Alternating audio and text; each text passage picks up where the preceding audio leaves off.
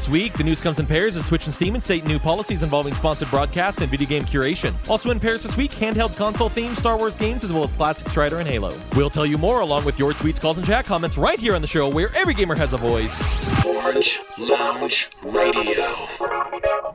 Hello, my friends out there on the internet, and welcome back to another week of the show where every gamer has a voice. It is Orange Lounge Radio, live here on October the 5th, 2014, with episode number 570 of our show. My name is Rob Roberts, and we've got a really busy show for you guys tonight, so let me get right to it and introduce our co-host. Say hello to the one and only Dark Sakura, or Jamie Summers. Burp. How are you?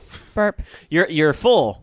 I'm very full. This yummy bread that you brought to the show that tastes like amazing? Cinnabon as bread. But it's better than the Cinnabon bread. Yes. Cinnabon does make a bread, a loaf of bread, and it's not nearly as good as this stuff. Why is it that and you know we love to talk food here at OLR, so I'm going to start with this is tonight's kickoff topic. Why does every airport have a Cinnabon? What is it about planes? They want you to be in a food coma for the trip. Clearly. I'm so full of Cinnabon. I can't get out of my seat. That means that fewer people are going to the bathroom. Hold on. I know Techmaster Loki over there's got to have an answer for this. Hi, Techmaster Loki.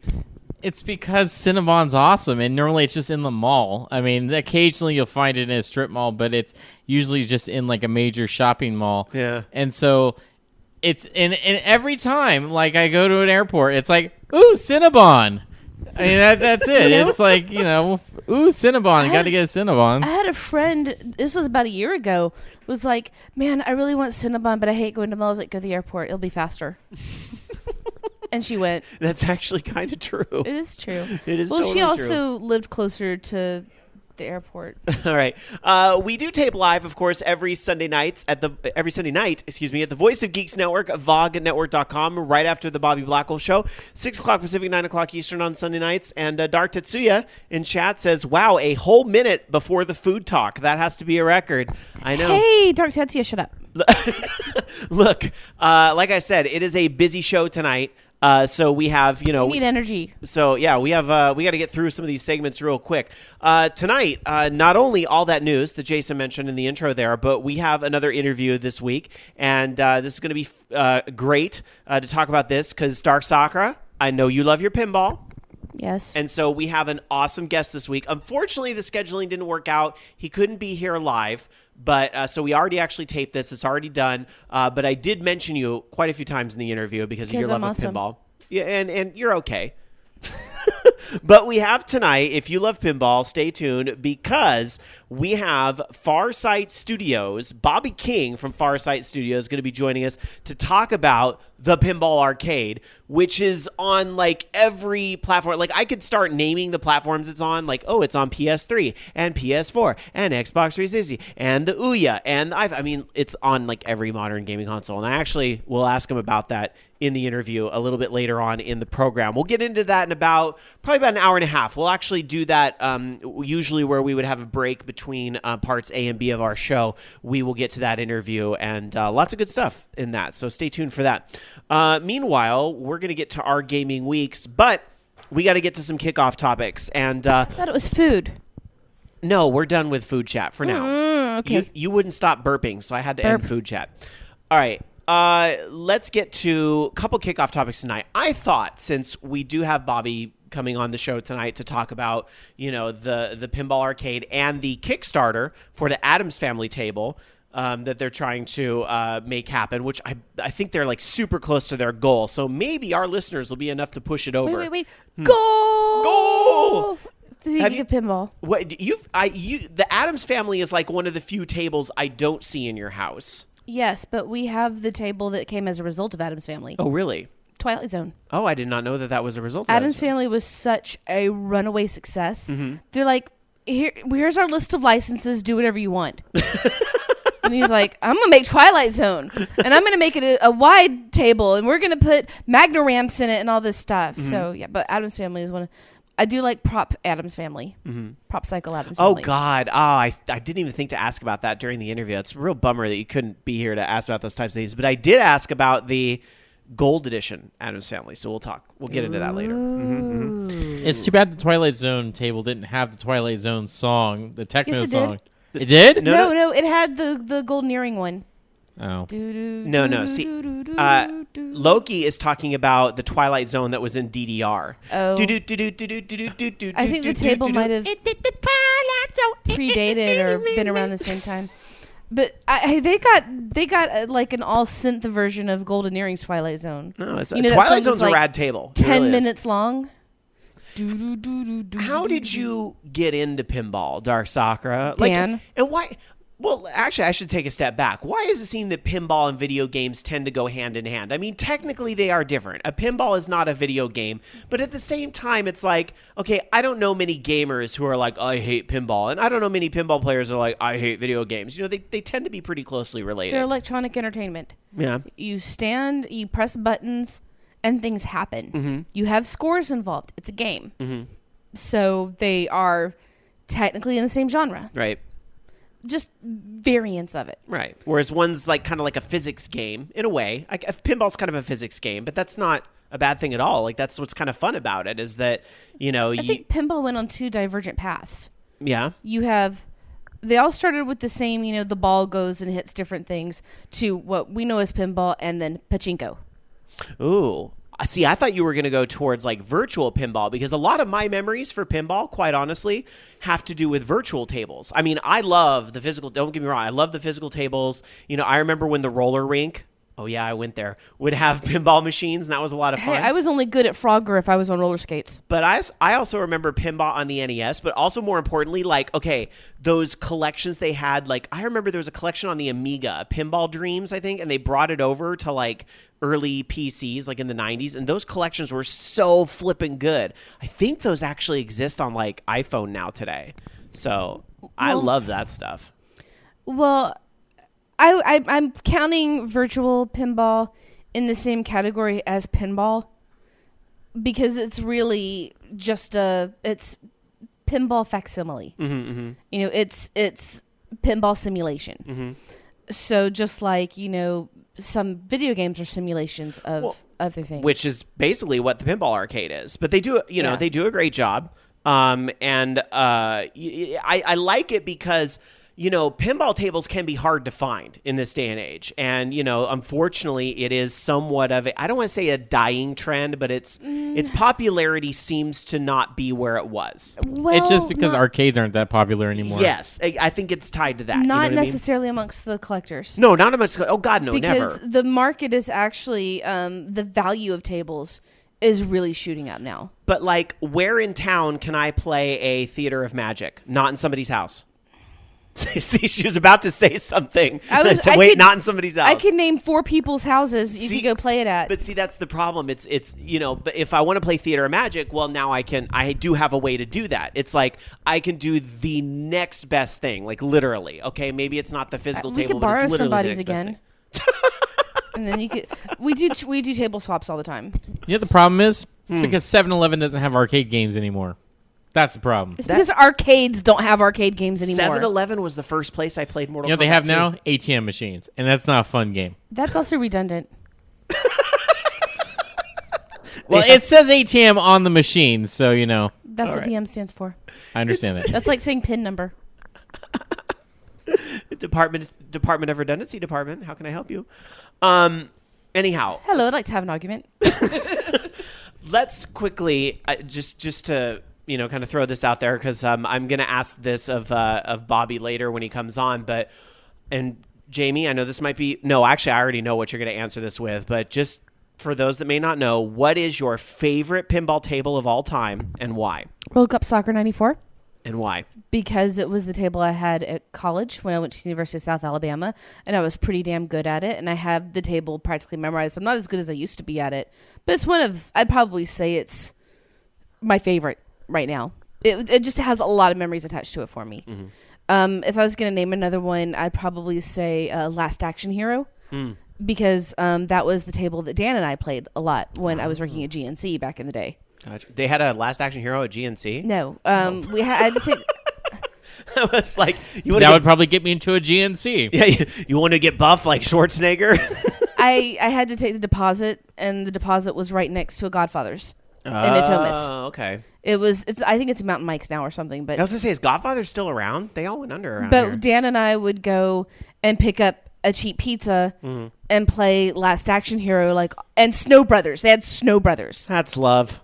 That's love right there. Cheap pizza and Snow Brothers. But then they changed out the Last Action Hero, and then we stopped going there because then I got my first full-time job. Another one I'd actually have to say that I really, really, really like. All right, last one. You can't name them all, Jamie. I actually really like Bride of Pinbot. That's a good table. Bride of Pinbot is a very good. It's a classic.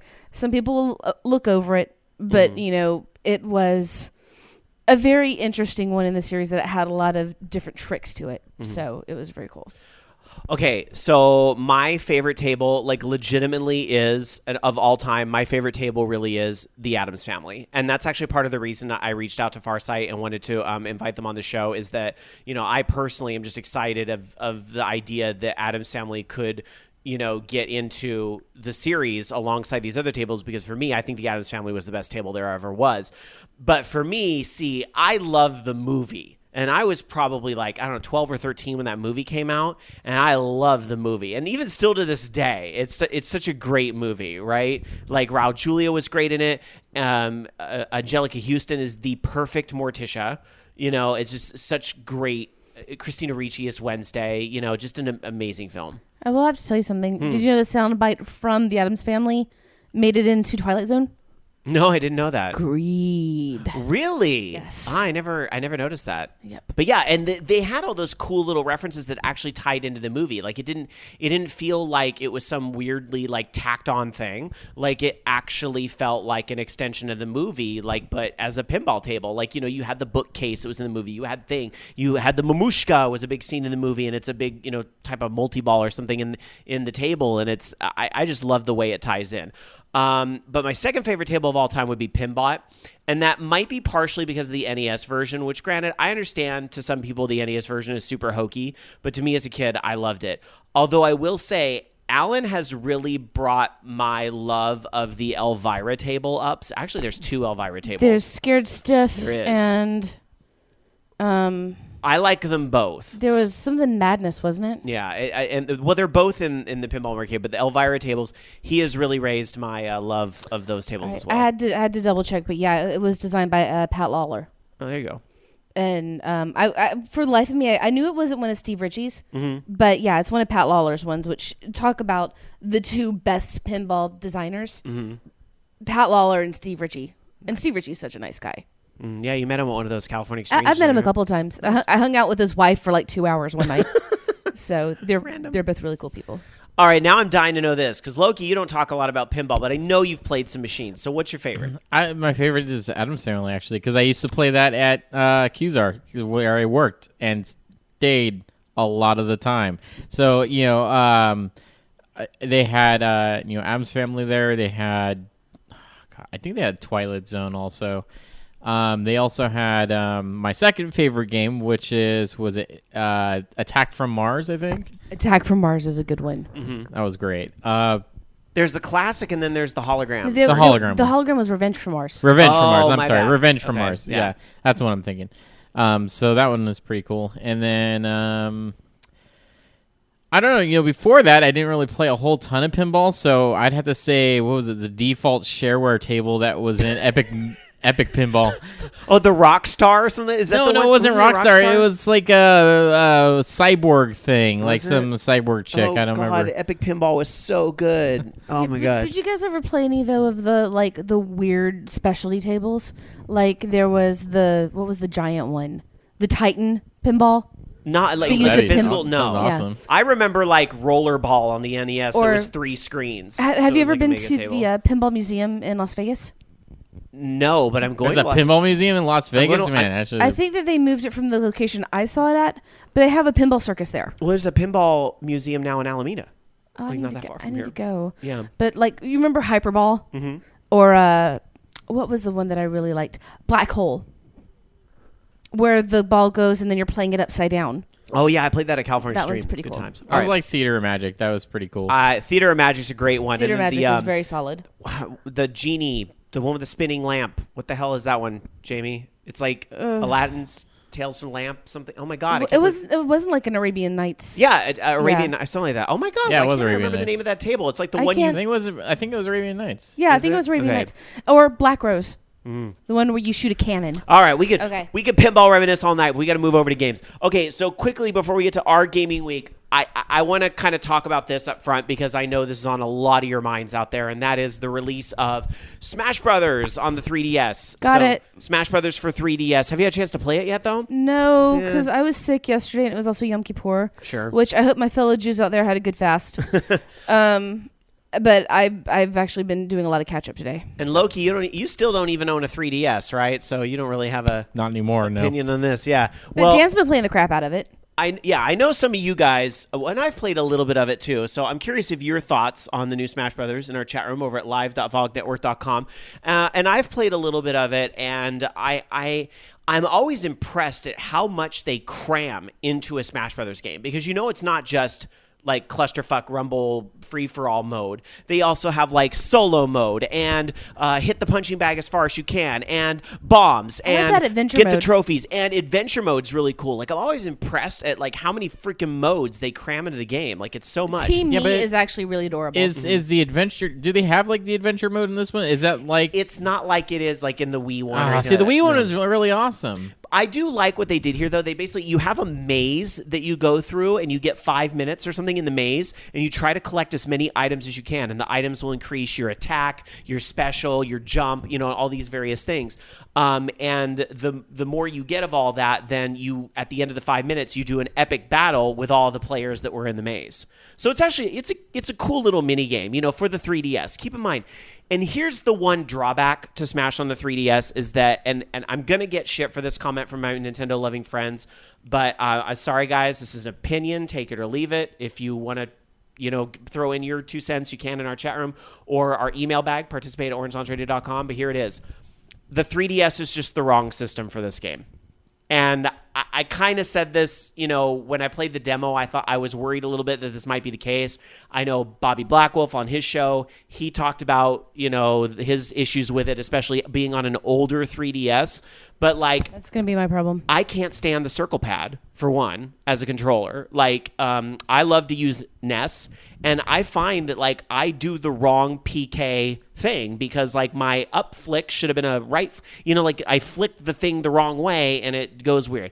And, jumping feels so weird in this to me. And, I think it's that stinking circle pad. And I don't like that you can't flip that and the D-pad because the D-pad is meant for taunts. So, I don't know.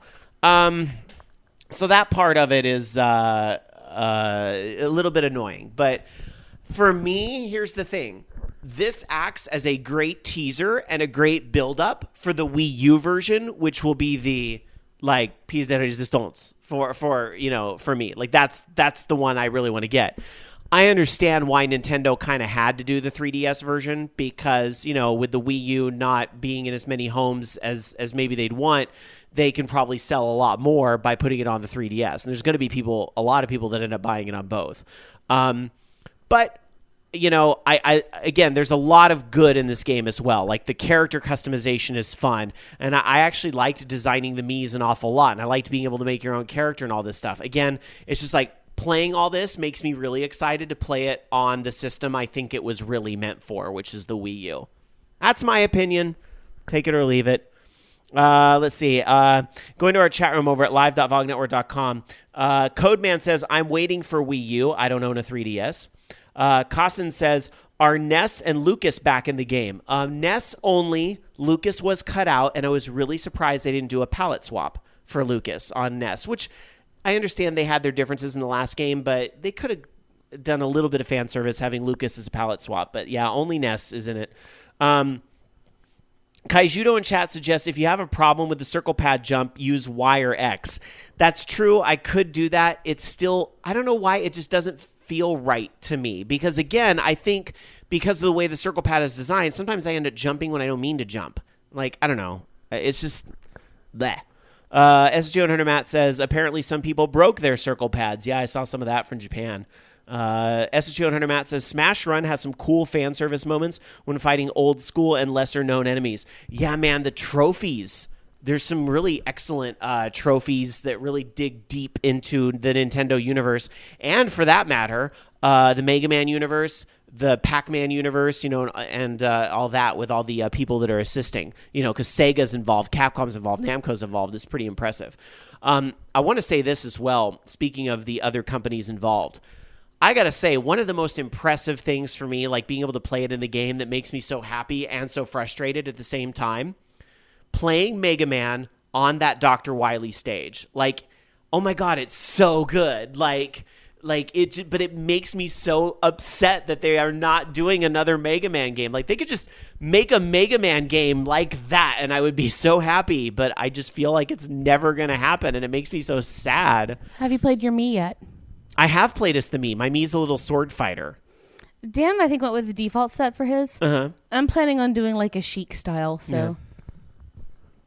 Kassen in chat says, stands outside of NOA headquarters with a sign that says, no ice climbers and no Lucas equals no sale. Well, here's the thing. Ice climbers, and we talked about this on a previous week's show, ice climbers apparently were cut from the 3DS version because it's a hardware issue, a hardware limitation, or hardware limitation, excuse me. If all 4 people in the match were playing ice climbers, the system couldn't handle it. Maybe the new 3DS can handle it, but the old 3DSs can't. And I think we're seeing some things where the 3DS version of the game changed a few things. In fact, there were some stories that came out this week about like what's going on with some of the hardware limitations. Did you know the 3DS is the reason that Sheik and Zelda were split into separate characters? Yeah, that is in a translation from Sakurai's Famitsu column. Of course, Masahiro Sakurai, who's behind Super Smash Bros., said, quote, it's basically due to the 3DS limitations. It was impossible to have both characters exist together as one on 3DS. However, reaching that limit can sometimes lead in good directions. Transforming characters had the drawback of ambiguous tactics and such, and I believe they've become more fresh now. So 3DS, the reason why Sheik and Zelda were split into separate characters. Kind of interesting. Not available on the 3DS, by the way, the Circle Pad Pro.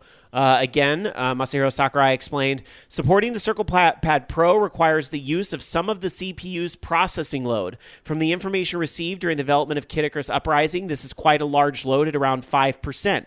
Kid Icarus Uprising and Smash both use the maximum capability of the device, so we had to abandon the idea of the Circle Pad support. I don't understand why that would be. I mean, aside from just, the infrared communication with it or something, but... Is it battery drain, maybe? Or something? It's not battery drain because it's got an external battery, but it's just... I think it's because they're using infrared to send signals back and forth with it, instead of having to actually plug into a port or something, which is dumb. It's really stupid because it should be absolutely no extra load since it's just buttons. It's not doing any sort of processing other than reading the inputs coming from those buttons. But the fact that it has to... translate that data into something it can send over IR and then retranslate that back into something that the machine can understand. That's where your overhead comes through. And why is it 5%? That's retarded. That it should be 5% for something so stupid simple. I honestly think it's a power. It comes down to the power source and the fact that the new one, since it's built in, it's not going to drain from the same power source. I really think that's what it comes down to. All right. One other thing I want to say on Smash for the 3DS. If for whatever reason you haven't bought it yet, I know some of you are holding off, for payday or, whatever the case may be. Keep in mind you will have to grab an update before you can actually play the game. There is a patch out there. You have to patch to 1.0.2. That will allow you to play online, I should say, because technically if your 3DS never goes online, the game will never know it needs a patch. But you will have to get this patch to play online. So you can do that you can actually go into the eShop on the 3DS and grab the patch now. You don't need the game to get the patch, and that'll get some of you guys ahead of the game. So check that out if you think you will be picking up Smash Brothers in the coming days. So there you go. I hope you guys are having fun with Smash Brothers, those of you that do have the game. So even though I said I'm not so sure about the system and so forth, I still think you can't say you don't get your money's worth out of this game, that's for sure. So there's a lot there. So all right, let's move on to our gaming weeks and what type of video games we've been playing this week, I suppose, besides Smash Brothers, to sort of establish our frame of reference on what we're up to in the gaming world. Dark Sakura, how about you? I did get Smash Brothers. I haven't played it yet. I played Final Fantasy 14. I played some Mass Effect. I tried playing this like puzzle game on Steam. I forgot what it was called, but it sucked, so I stopped playing it. And I played some Fractal because I miss playing Fractal Make Blooms Not War. Fractal is really good. And then I've also been playing a lot of Moonlight Mahjong at work during lunch. Fun.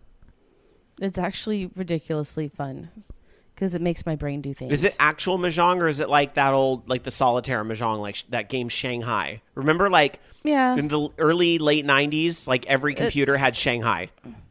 It's single player. Okay. Mahjong. It's puzzles. the whole like moving the tile. Okay, yeah. You don't move them around. You just pick the matches. Yeah, but it has to be like certain rules, like right? Like you can only move the tiles left or right to get them off the board. You can't move them up and down, something like that. You just click on them. I know, but you can't click on any tile. No, some of them you can only move the ones off the sides or you can only top. click tiles that are fully exposed, I believe. That's it, something like that. Like 1 or 2 times playing Mahjong. Yeah. Yeah, I mean it's got the rules in it, but you just click them and they go. And it makes my brain not hurt anymore. And things. All right. Loki, how was your gaming week? I only really played a little bit of Call of Duty Modern Warfare 2 because we finally did our game night again.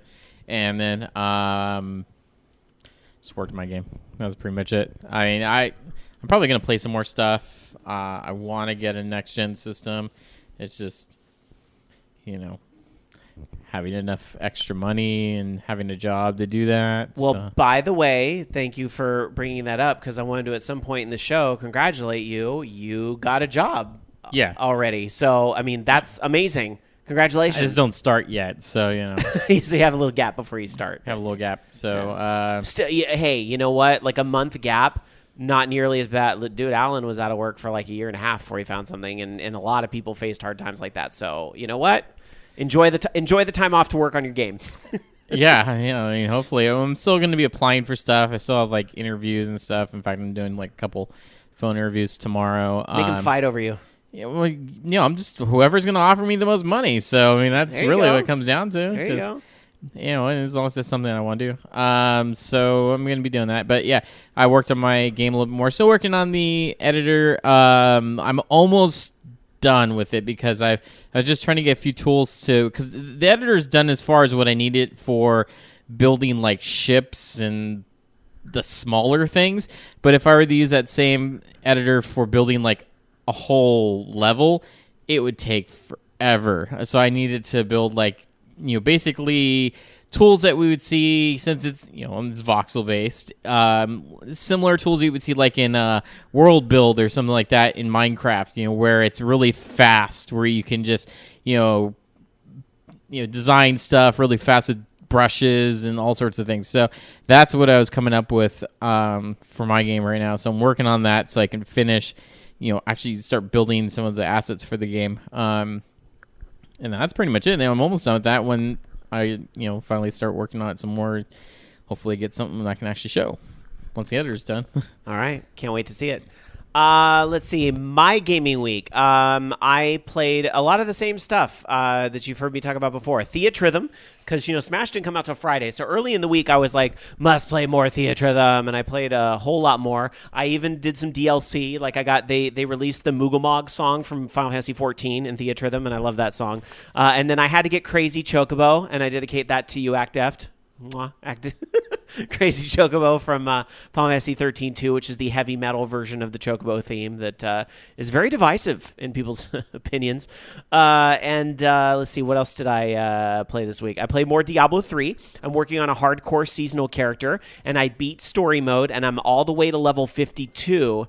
And last night I got very daring because it's a hardcore character, right? So I play it very conservative because in hardcore, once you die, you die. Like, it's done. Your character is done. You have to start over from the very beginning.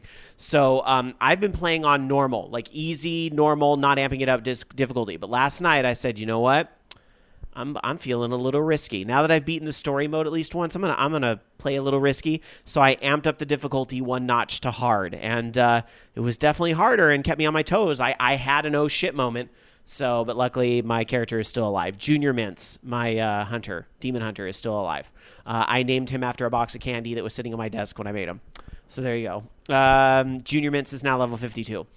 And let's see, other games I played this week. I played Final Fantasy 14, of course, because I play a lot of that. And Destiny. That's the other one. I played more Destiny. I hit level 20 in Destiny, and that ridiculous where you have to get gear that has light on it to level up. I really think that's the most redonkulous thing I've heard, to level up a character past level cap, but whatever. I'm up to level 21 now. I'm like 3/4 of the way through level 21, just praying I can get a good loot drop to level up my stupid character. I don't understand why it's called a level cap if you can level up past it. Because without the gear, you'll never level past it. That's It's stupid. all gear-based. Yeah, I know. I can't stand it. I think it's ridiculous design flaw, but that's my opinion. Not everybody's going to agree with me. Hey, Rob. Huh. I finally got around to naming my chocobo. Did you? Hot Wings. Hot Wings is in Final Fantasy 14, Yes. right? My chocobo's name is Hot Wings. Good times. So yeah, then I was playing Destiny, and I've done like some random online stuff with that, including like doing some strikes with like Shane and Extifer, or my friend Ian from Koopa Club. You know, whoever's on and can do stuff, we will do that. Dungeon Buster in chat says 20 is the soft cap, and the hard cap is 30. And then Alan letting everybody know about this, that I did a live stream of Final Fantasy 14 this week, and I got him to agree to do hunts, and he got so mad. He was real mad. That is accurate. Alan was like, let's do a hunt. And I hate hunts in Final Fantasy 14. I think they're ridiculous. I think they're way too much of a necessity for people to do to hit the cap if that's what they want. And I think they made them way too powerful, and they're just a joke because everybody just cluster fucks the mob, and the thing is dead in like 5 seconds. You got like 60 people attacking this one thing. And so they called it out like, oh, here's where the mob is. I ran to the wrong coordinates on accident. And so I was like 10 squares away on the map or whatever. So as I'm running to the right location, the mob's already dead. But like literally I walk into the screen to see that the mob just died. And I'm just like, you know what? Fuck hunts. And I logged out. And that was the end of my live stream. But I don't have anger issues or anything. I actually get to make a hunt tomorrow. For what? For treasure hunting, sorry. That's different. Yeah. That's different. Treasure hunts are different. I'm okay with the treasure hunts. All right, let us take care of a few housekeeping things. I have a couple things to mention. We will not be here live on October 19th. That's 2 weeks from tonight. The reason why I will be at, speaking of all this Final Fantasy talk, I will be at Final Fantasy Fan Fest. And if I get to talk to Yoshida-san, I'm going to say, hunts suck. But I love your game. I love your game so much. One part. Since I'm not playing Final Fantasy 14, do they do any of like the cool like holiday stuff that they did in 11? Mm-hmm. I got a bikini. Yeah, they do. Because my favorite was that tree, the very first one that they did with the tree that you couldn't kill because there was a bug in it. And so you just keep wailing on it and it's like, it just wouldn't die. They don't have like a killer tree, but they'll do like quests and you get rewards. Like usually they're costumes. Some of the in-game, I've noticed that some of the in-game holidays tend to be referencing back to some Japanese holidays as well as Western holidays. Yeah. So we're getting sort of the best of both. Like, didn't they do something for Golden Week? Or they did the Midsummer thing, didn't they? They did the Midsummer thing, for sure, yeah. So, yeah. But you should come play with us. One of us. All right. Do the thing. So we will not be here in 2 weeks live, although we're moving. We're hoping to have something on the feet. Yes, that might Bodies. that might be a busy week for a lot of us. So we will not be here October 19th. Follow us on Twitter, twitter.com/OLR. Follow us on YouTube. We're also on YouTube, Orange Lounge Radio, and also on Facebook, facebook.com/Orange Lounge Radio, and Google+, google.com/+ Orange Lounge Radio. Before I get into news, before I get to our interview with FarSight Studio, I also want to talk about some stuff that our pal Bobby Blackwolf is up to. Speaking of interviews, it's raining interviews here at VOG, and we love it. And Bobby has some of his own going on. In fact, next week on his show, that's October 12th, he's going to have Kyle Pittman, who's the creator of the recently released Super Win the Game. Kyle used to be with Gearbox Software. He worked on Borderlands 2, and now he's indie. Also, this is interesting because Bobby has some ties in with Kyle Pittman. He's never actually spoken to him. However, he's one half of the brothers that made the game that Bobby did a soundtrack for in '99. So this is an interesting reunion of sorts, even though they've never actually met. So that'll be a fun interview. So check that out next week on Bobby's show. He is, of course, live before us here at the Voice of Geeks Network, vognetwork.com. Now, tonight he wasn't live. He had an interview from Siege with SnarfQuest Tales, and this is based on the comic series by Larry Elmore, who I know Darsakra is a big fan of. Oh, hell yeah. So Dragonlance. I thought for a second there that it might have something to do with, was it the character from Thundercats? Wasn't it? No, not in this case. Not in this case. But yeah, you can check out the interview on Bobby's show. You can also check out the game itself if you want. snarfquesttales.com. So check that out. And oh my gosh, the interviews don't stop. And we are so excited because here at Orange Lounge Radio, we actually have another interview planned for next week. And this is pretty cool because this is some indie stuff going on. But we will have Bodhi from Lunar Ray Games on the show next week live. They're making a game called Time Spinner. And it's a Metroidvania type of game with some really cool, like, retro looks to it. This game was on Kickstarter and did very well on Kickstarter. So we're going to check in and see how the game's coming along and see what folks can look forward to with that. And we will have him on live next week. So the 12th going to be a very, very busy night, Sunday nights here at VOG. All right, let's get into tonight, however, with some gaming news. Loki, why don't you start us off with some news? Yes. When I'm not eating waffle fries, I read the news. Those waffle fries are pretty damn good, though. They're pretty good. So thanks to, I guess, a lot of pressure from consumers, gamers everywhere, there's been some policy changes now with Twitch, including that they now want broadcasters that are broadcasting stuff with, sponsorship from, a company, basically to be transparent about that. So if you're getting paid to play something on Twitch by that publisher, that you say, hey, this is going to be this is a sponsored broadcast, so that people know that it's not just like it may not be entirely unbiased, I guess, if you will. They do that, like, sponsored content. I see that sometimes you see that on Twitter, actually, quite a bit. It's sort of like similar, like here at VOG, we don't get to do a lot of reviews because, we don't, most of our staff makes podcasts, so we don't have a whole lot of dedicated writers. But, like, when we do have the chance to review things, we always kind of put at the end of it, like, either this was something we bought, this was something that was, we were given a key to, it's like the acquisition method, just to make sure everybody understands, throwing it out there. Because honestly, I think for a lot of people, like, if it's free versus if it's $60 could sway your opinion one way or the other. Now, when you review a game and it was given to you free, you're really supposed to ask yourself, treat it like you paid the $60 for it. And is it that value? But we still put that out there just to make sure everything, full disclosure.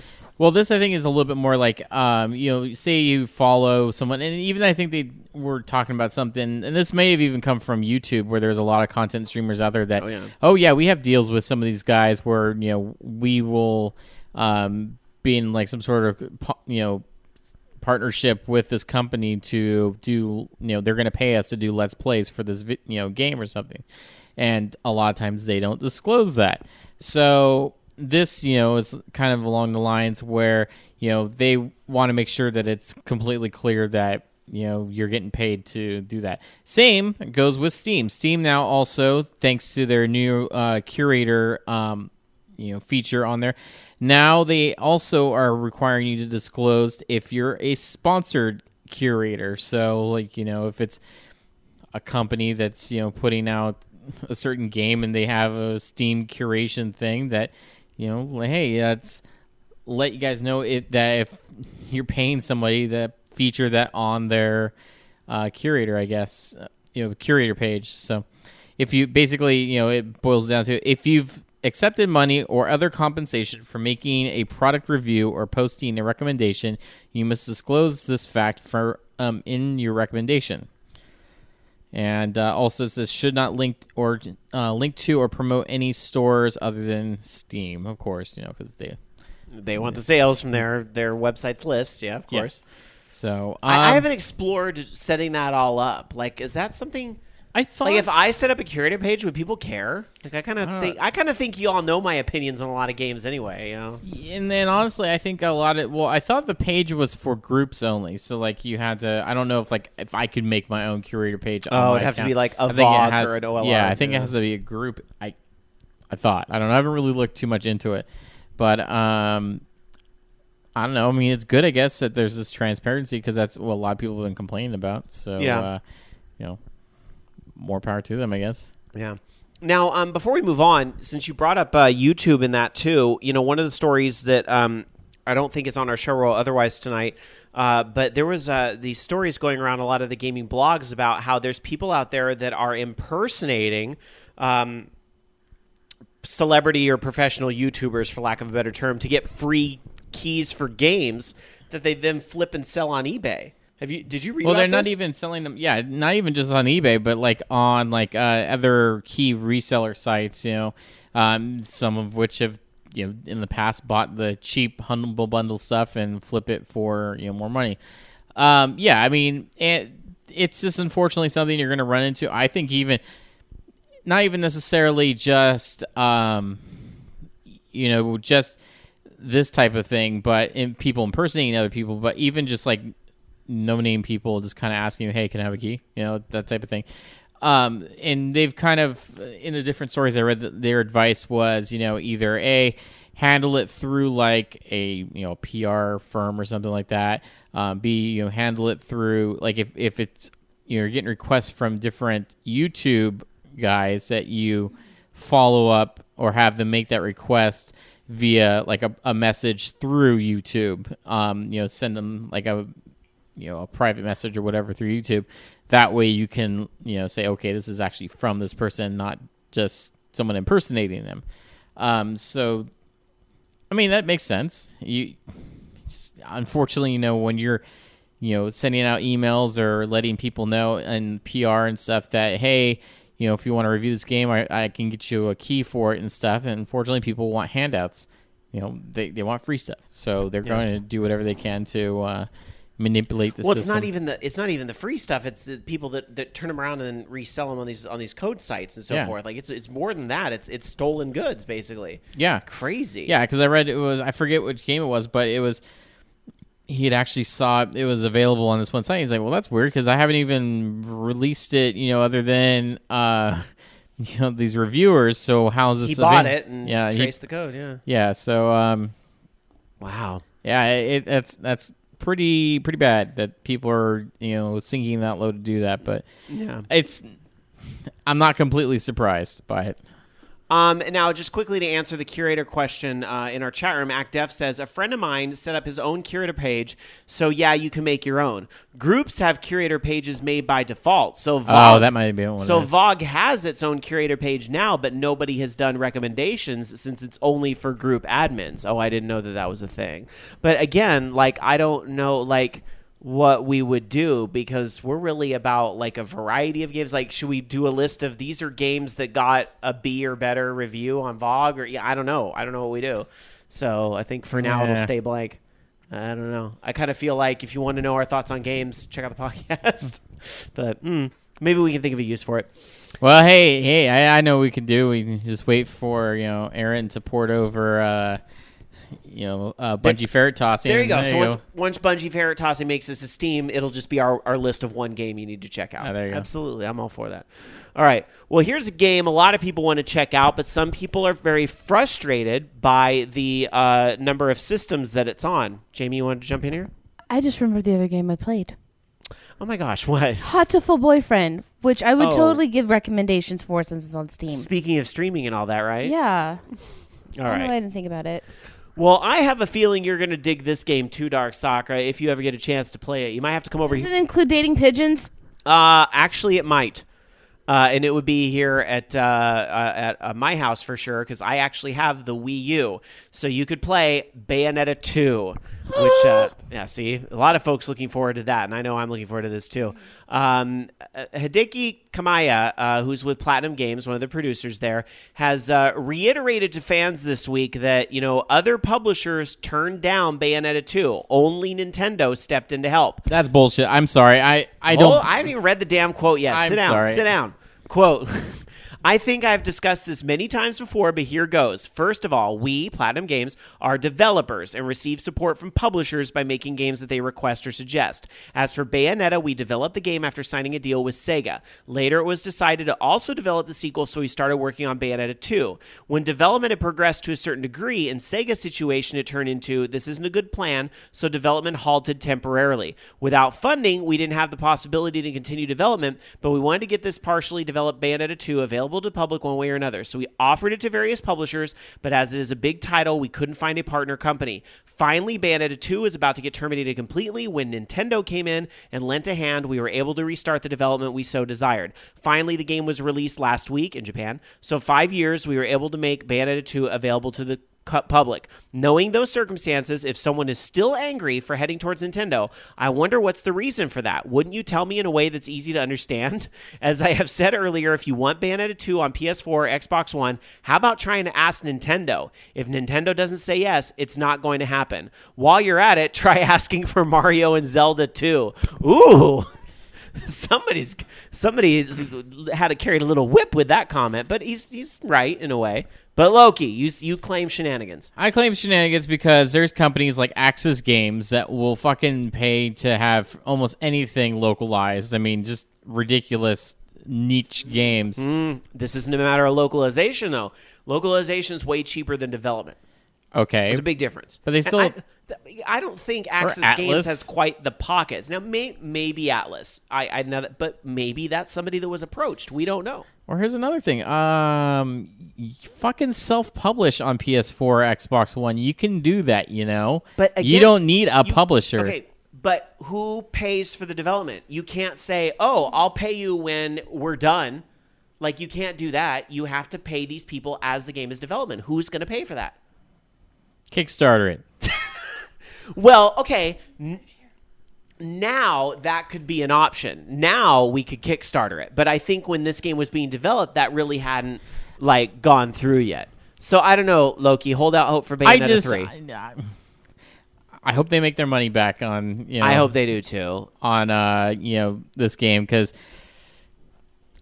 it's not looking good so far. Let me put it that way. It's going to really suck if they invested, so much into this game and it doesn't end up, making that money back. I just hope the Wii U audience doesn't limit them. I hope Bayonetta and Smash can kind of, exist together. I just think, they develop on, PC and it gets ported to the Wii U. I mean, they don't develop on a Wii U. I mean, it's just something they test on. Mm-hmm. It's developed on PC. It's fucking apparently really easy to port over to the place. I would imagine it's got to be pretty easy to port on the PlayStation 4 and Xbox One, being that they're more powerful systems. But he's right. Nintendo paid for it. It's Nintendo's game. Nintendo will have to be the one to put it on the PC. Will Nintendo do that? I mean, they could. I mean, I just don't think Nintendo will because they're kind of stubborn like that, and it's like you have better luck getting a Mario game on the PC. They're not a company like Microsoft where Halo 2 had a PC version. Well, I guess it's gonna just sell like Mad World did, where it's a great game. And both Platinum Games, and more power to them, but unfortunately it's just not something that's going to sell a lot of copies. Or let's do crazy internet forum speak. Let's do crazy wank theories that people come up with, like, this is what's going to happen. You guys, this is what's going to happen. This is going to happen. Okay, you guys. Apple's going to buy Nintendo, and then Bayonetta 2 will be on the Mac. That's because Apple and Nintendo, they have to be in bed together. That's right. Apple and Nintendo, they're like the same. Like, Nintendo is like Apple in Japan. That's what's going to happen. Loki, this is going to happen. It's going to happen. Well, first off, there's not a lot of games on them, the Mac anyways, but I mean, I don't know. I could see them maybe putting out something for another iPad or something like that. I mean, because they're really pushing gaming. Yeah, but Bayonetta on the fucking iPad, it doesn't. Why, they've got was Infinity Blade on the fucking iPad? I just don't see it's an action game. I mean, I don't know. I don't know. I'm looking forward very much to checking out Bayonetta 2. I have a Wii U. This isn't a problem for me. It's the Xbox One exclusives that are bugging me right now, like Forza Horizon 2. No. I wanted to play that shit. No, exactly. Forza Horizon 2. I totally want that. All right. Moving on. Dark Soccer, what do you have for us? We do have a new game coming out, but not new. It's Star Wars Arcade Machine is going to be coming out. Yes. It's going to be premiered at New York Comic Con, and Namco Bandai will be bringing out the new Star Wars Arcade. It's a totally coin-op, so very surprising, but I guess if they say it can be done, it can be done. Prequels aren't in it, right? I don't think so. Good. But they said that there is a press unveiling on October 8th, so we're not going to see it until it's actually out. So who knows? Oh, so What kind of game is it, though? yeah, Doesn't say. is it going to be like? Well, I mean, they seem to do these Star Wars arcade games pretty regularly. Like, there's the old school Atari Vector one, right? And then they had that one not that long ago. Well, actually, probably, it was a long time ago, like 10 years at this point, which was like right when the prequels were probably like big, where you had the big lightsaber thing. Pod Racer game was kind of okay. Stick in the middle that you would like fight lightsaber battles with. It was kind of neat. I think the only good thing that ever came out of the prequels was the Pod Racer game. Yeah. That was kind of fun. Other than that. And the new Star Tours. Like, believe it or not, when you go to Jar Jar Binks' planet, that's like the best one. I know, bite my tongue, but seriously, that's the best. That was the one best that thing made to me get. jump. Yeah. That ending. Yeah. I finally got Hoth, did I tell you? Did you? Yeah, it took me forever to get Hoth. Hoth is cool. Hoth was the best. It literally. It is. It's literally cool. All right. It's cold. Anyway, you know who else is cool? These guys who like to drop into OLR occasionally, and they're back with us tonight. They snuck into the studio through the door and came back to say hi for another week. But I'm glad they're here. Welcome back, you guys, from the big big anime game room. Did I give that out of order? Anyway, Jonas and Diego are back tonight. Did I say that right? Hello. I think it's the big ass anime. Or The no, big ass game room? No, it's the big anime game Big room. anime. Is it the big ass Different- game room? Some people in this room like ass an awful lot. Sounds like room for future development. We got Right? throwing another A in there, I guess. Big ass. That's right. Big ass anime. So how you guys doing? Oh, we're doing good. How are you doing? How are things? Good. You missed us talking about Smash, but I'm curious. Have you guys checked out the new Smash on 3DS yet? Oh, I've been trying to keep up on it right now, and people are just figuring out stuff left and right. Even when the demo was out, people were just figuring out things. But Right. as they unlock more characters, they're just figuring out that some of these characters actually are somewhat broken from what I heard. Uh-oh. They're breaking the game as we speak right now. So it's only been out for a couple of days now, and people had just a few tournaments locally around here, and people are saying things. I'm seeing people are appearing that I've never seen in my life that play games that are winning. Wait, they're already having tournaments, and this game came out on Friday? Yes, they are. What the hell? Yeah, they had a couple of locals and some of the comic book stores around here, and Wow. yeah, it's been pulling crowds. Oh my gosh. Just on Saturday, there was a big one in San Jose in the GameStop, and it pulled You in. literally would have like 30 hours to prepare for this. Oh my God. People- Somebody was like, Red Bull, just That's right. in my veins. They just want to get. They want Did to. Loki just get up to go get a Red Bull? Oh my God. They Product try- placement. They're just trying to unlock everything and figure out the game as fast as they can. It's still relatively new, so like it's anybody's game right now. Okay, I'm struggling to unlock characters because I'm just really bad at Smash, okay? And what the hell did they do to Meta Knight? Oh my God, like Meta Knight used to be my go-to. Like I understand he was like so unbalanced, like he was banned in tournaments and shit, but like now he does this like torpedo shit. Like That just means he's badass and you need to buff up everybody else. Rob, yeah, right? you know what Dan said yesterday? Huh. I miss Jigglypuff. Jigglypuff's an unlock, spoiler alerts. Okay. So you'll get Jigglypuff eventually. Keep playing. But Dan was just like, I can't believe he said that. I miss Jigglypuff. Really? What about Snake? Does anyone miss Solid Snake being... A little bit, because I thought Snake was cool as a character, but I understand like why. He's Like- also on the game too. He's an unlock. Snake is in the new game as well. No, I thought he was like a DLC or something. Like supposedly, no, he's you don't. He's either one of the two. They said he was going to be in I this think game. he was on a list for supposed DLC. So, but I do not believe he's an unlock in the base roster. Yeah, I'm pretty sure because you wouldn't have a They already third-party have the character whole as an game unlock. unlocked in Japan, I thought, already. So. Yeah, no, I don't think Snake is in there. Sonic is though, which that was cool to have him back. But are his legs normal sized? Or is that like, a palette swap where you can adjust the size of his legs? No, his legs are. They his just legs stretched are him not out a little bit more or normal size. something. ActDef says the last unlock is Jigglypuff. There you go. Kaijudo in chat says, Wii Fit Trainer kicks ass, and Little Mac. I like all the different skins you can do, because like with Little Mac, indeed. Yeah. you can like have the wireframe Little Mac from the old school Punch-Out. Like, did anybody play Punch-Out in the arcades like back in the day before it was an NES game? Like, it was a big wireframe character you used to play as. So I thought that's really cool. Yeah, that was a nice feature they did there. It was yeah, really I love amazing. that. And Bowser Jr., I didn't know this until Shane was telling me about it. You can cycle through, and Bowser Jr., all the palette swaps are all of the Koopa kids with Bowser Jr.'s moves. So you can play every single one of them. That's amazing. And spoiler, I'm totally glad that Rob the Robot is back. Yes. That was a fun character to play as. It is. It is. So I just found a fun screenshot that I will link in the chat room. Okay. Of everyone who made the cast of King of the Hill as Mies. As Smash Mies. I was like, Brothers. what the hell does that have to do with what we're talking about? Oh, it's in Smash Bros. As Mies. Yeah. I saw one with RuPaul's Drag Race characters as Mies, and I thought Someone that was had great. a Neil deGrasse Tyson. Nice. That was pretty I cool. saw a doctor, like Doctor Who, so I thought that was pretty cool. Jonas, how about you? Have you been playing Smash at all? I haven't gotten Smash yet because I'm just waiting for the Wii U version. I know everyone says, get the 3DS version, but again, the 3DS I have is actually my fiance's. Okay. And it's mainly for her Pokemon plays because she's been playing more Pokemon competitively because of the upcoming regionals. I actually think that's an okay perspective. Not everybody's going to agree with me, but I also kind of put it out there during my little review of it. As I said, the biggest problem with Smash Brothers is the platform that it's on.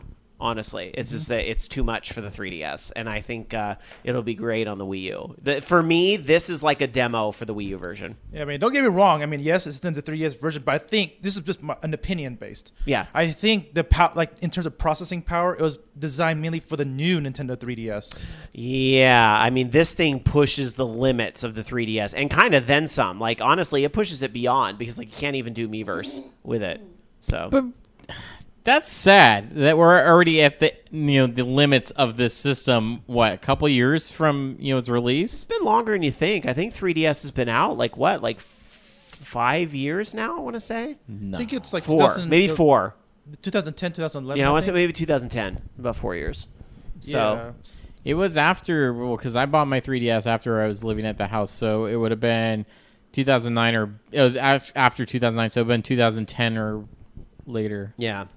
But yeah, I mean, technology's a rapidly evolving industry. I mean, look at a lot of phones. Like, a lot of people talk about like the Apple, like the iOS doesn't run on, certain older phones, and the same thing happens on Android. You can't run the new, Kit Kat or whatever they call them, the little candy bar platforms on certain older Android devices. Like they have to be refreshed every few years. I'm really looking forward to the 3DX XL that's coming out on October 10th. That's the old school NES controller. I have mixed feelings on that, because what bogs me about it is that they didn't change the inside at all like they did with the Advance SP that looked like the NES. So the outside just kind of looks like somebody put a sticker on it, That's the only. But I love my retro NES too. Don't get me wrong, but it's just I wish they'd done a little more with it. The only thing else that it just kind of applies to is that the box that comes with it looks like the regular NES. That's about all they just kind of added to that. So you have the controller, which is the actual console itself, and the box that's the NES. Oh, that's kind of cool. That part's cool.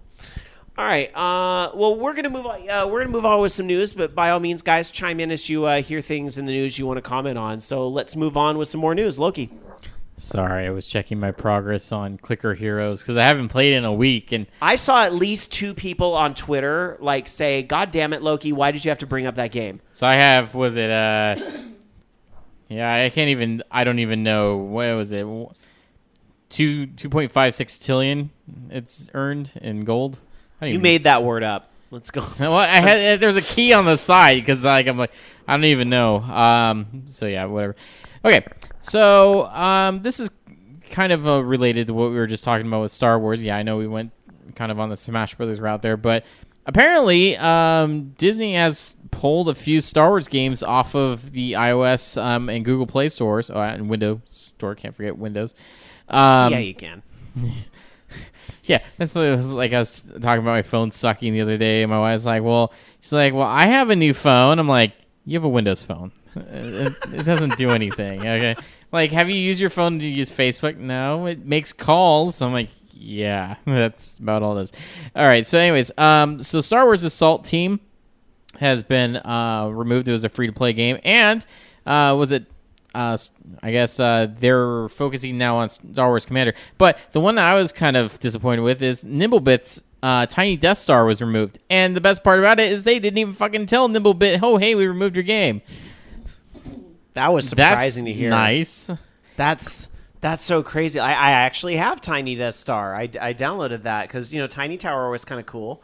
I kind of was over it after a couple days of play, but for a free game, it entertained me for a while. But I'm very surprised, especially with such a tie-in like that with Tiny Tower. Why would you remove that? They want to focus on this Star Wars Commander, what the new one is called. That's the one they want to focus on. But it's not even the same type of game. I know, it's weird, isn't it? Like, casual, moms and stuff are probably not going to play Star Wars Commander. I mean... Well, I don't know, because Star Wars Commander apparently is doing insanely well. And a lot of good feedback on the game, and so forth. So is it Smurf Village or... I haven't played it myself, so I can't really comment on it, but I see a lot about it on Facebook, so... Anyways, so they basically said, hey, we're very disappointed to see Tiny Death Star shuttered in less than a year after launch. We had no prior knowledge that the game was going to be removed and no longer even have a contract with Disney after recent layoffs. Suffice to say, I guess, if you're looking to partner with Disney, this might not be the partnership you're looking for. Wow, shady shade. So, you know what? Well-earned advice. Well, no Tiny Disneyland coming to your phones anytime soon. Dude, see, that would have been awesome. Right? That would have been awesome. That would have been so Maybe awesome. I don't know, Jurassic Park's coming out pretty soon, Tiny Jurassic Park. I don't know. Tiny Velociraptor. It's like you bred tiny raptors. Oh my god, tiny dinos. That would be funny. Dungeon Buster in chat over at live.vognetwork.com says, I should check on my Tiny Death Star and see how it's doing. Well, someone might have blown it up, apparently, and that might have been Disney. Just flew an X-Wing, pew, just blew the damn thing up. All right, anyhow, moving on. A follow-up to something we were talking about in a previous week. The Wii U is going to be getting a Minecraft clone or two. And the developer behind the Minecraft clone on the Wii U, which is apparently called Ucraft, is Nexus Games. That is, are you guys laughing over there at that name? Yeah. Nexus Games sounds. What's that, Jonas? Wait, that company sounds familiar. Nexus Games. No, not that Nexus Games. Nexus with an I. Yeah, Nexus with an I Games. No, not the good Nexus games. Hold on. Jonas may be a fan of Brick Blast U, which is on the Nintendo eShop. Okay, wrong game. Never mind. Wrong company. But they are working on Ucraft for the Wii U, and they're saying it could arrive for the Nintendo eShop before Christmas. Don't have that set in stone, however. So that is in development. However, that's not the only one being made. Stone Shire is also in development by the two-man team over at Finger Gun Games, which... If you think about it, though, I mean, one guy kind of made the original Minecraft, so two people making a clone, I guess, would make sense. So there it is. Apparently, this game will have dwarves, elves, hobbits, and goblins roaming the land. So just because we call it a Minecraft clone doesn't mean it is actually like a clone. Yeah, it might have its own stuff. And this sounds like it may have like some extra kind of stuff in it. So, don't write off these games just because we're calling them Minecraft clones.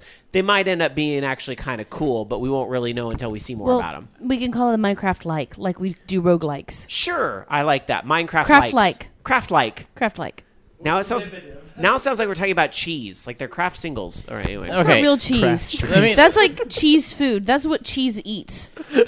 Let me put it this way, okay? And not to throw shade because, indie developers and stuff, but if you look at the other games that Nexus has made, that game that's on there, it looks really low production quality. I mean, and don't get me wrong, I understand it's a Unity game and stuff, but it looks like they kicked that out in maybe a week, spent no time on it. And seeing how many tutorials there are out there that make voxel-like games, hell, I'm making a voxel-like game, but it's not necessarily going to be a voxel game. Just I use it to build my models because I can't 3D model for shit, but I can build with Legos. So hey, let's do that. it's pretty easy to build one of these things, and there's a lot of tutorials out there. So all you would have to do is build something for the Wii U, get a dev kit, and port it over. Unity does the porting for you. All you really gotta do is sign up with Nintendo and get fucking dev kit to test it on. That's it. And just looking at this, I mean, it's got the other one had the default standard asset skybox and default shaders. It really looks like it was thrown together in a few days. So, but hey, you know what though? There will be better games out there. I mean, look at the Xbox indie games. There were how many Minecraft clones? A ton of fucking Minecraft clones. And you know what? It's not a bad idea to do that because they made a ton of money. They weren't great, but people want to play Minecraft so badly. If that's their only option, they're gonna fucking buy it. Yeah. So they're going to make tons of money, even if it's absolute shit. Well, let's hope it's not, though. I hope not. I hope it's good. Turn out pretty decent. We'll It kind of makes me want to make a Minecraft clone, but not right now. Act Deft in chat says, the trailer for Ucraft is hilariously awful. The game looks okay, but oh god, the trailer. Did they have a trailer? Apparently. And Kaijudo in chat says, Survival Craft on the tablet is awesome. So, there's some clones that people dig. I mean, the one I was playing... Did you see what I did there? Dig? Because it's Minecraft. I played, what was it, Castle Miner Z? And that was like $1 on indie games, and it was fun. It was a Minecraft game with guns. I mean, the graphics weren't great, but it was just kind of something to mess around with. Cool, guns. All right. One more story, and then we'll get to some release dates. Dark Sakura. Well, I never remembered if it was Westone or Westone. Well, I always thought it was Westone. But the company that created Wonder Boy is filing for bankruptcy. After 30 years of being in business since 1986, which is hard to think of the 80s as being 30 years ago. But basically they have filed for bankruptcy. They actually, the Wonder Boy series was actually adapted into the NES Adventure Island. So if you don't remember too much about... yeah. And don't forget about, Wonder Boy and Monster World. You could actually play in the Sega Vintage Collection Monster World. So it's a sad day. We're sorry to see them go. I actually used to love Adventure Island when I was younger, and I was actually good at those type of games. And I'll give a shout out to my pal Jeremy over at the Koopa Club podcast, was doing some YouTubes and live streams of Adventure Island. He was talking about that Wonder Boy connection. I was like, oh yeah, that's right, the games were related. And I never you don't really realize that as a kid, but it's kind of cool to hear those connections now. But very sad to hear about them shutting down. I think I've covered 2 of the Wonder Boy games for Classic Game. You probably have, but that would imply that I have some type of memory, or The sequels were on the Master System, Sega Genesis, TurboGrafx 16, or as it was in Japan, the PC Engine. There was in Japan only. There was a Monster World Complete Collection for the PS2, and then, like I said, there was a Sega Vintage Collection Monster World. Dark Tetsuya in chat over at live.vognetwork.com says, man, I loved Wonder Boy 3, The Dragon's Trap, or Dragon's Curse on PC Engine TurboGrafx. So yeah, I'm legit sad, frowny. Well, I mean, there's always, Virtual Console and so forth for those, right? I think Wonder Boy 3 had come out for those at some point. I thought I saw that. I could be wrong. So, all right. Well, let's travel around the world and check out some releases and some games that are coming out very soon on a store shelf near you as we start to ramp up towards the busiest season of the year. Yes, October is definitely one of the biggest months of the year. So, starting this week, we've got, it finally came out. Drive Club on PlayStation 4 will be coming out. And, of course, to go along with that, they've got that, I don't know if you'd call it free version, but the PlayStation Plus version that has some of the tracks. NBA... The starter edition, let's say, because a starter in a car. The starter edition, possibly you could do piecemeal edition because they're going to have, where you can buy content for it, and then, or if you want to buy the full game. So they've got that coming out this week. And then also, Alien Isolation on PlayStation 4, Xbox 360, PlayStation 3, and Xbox One.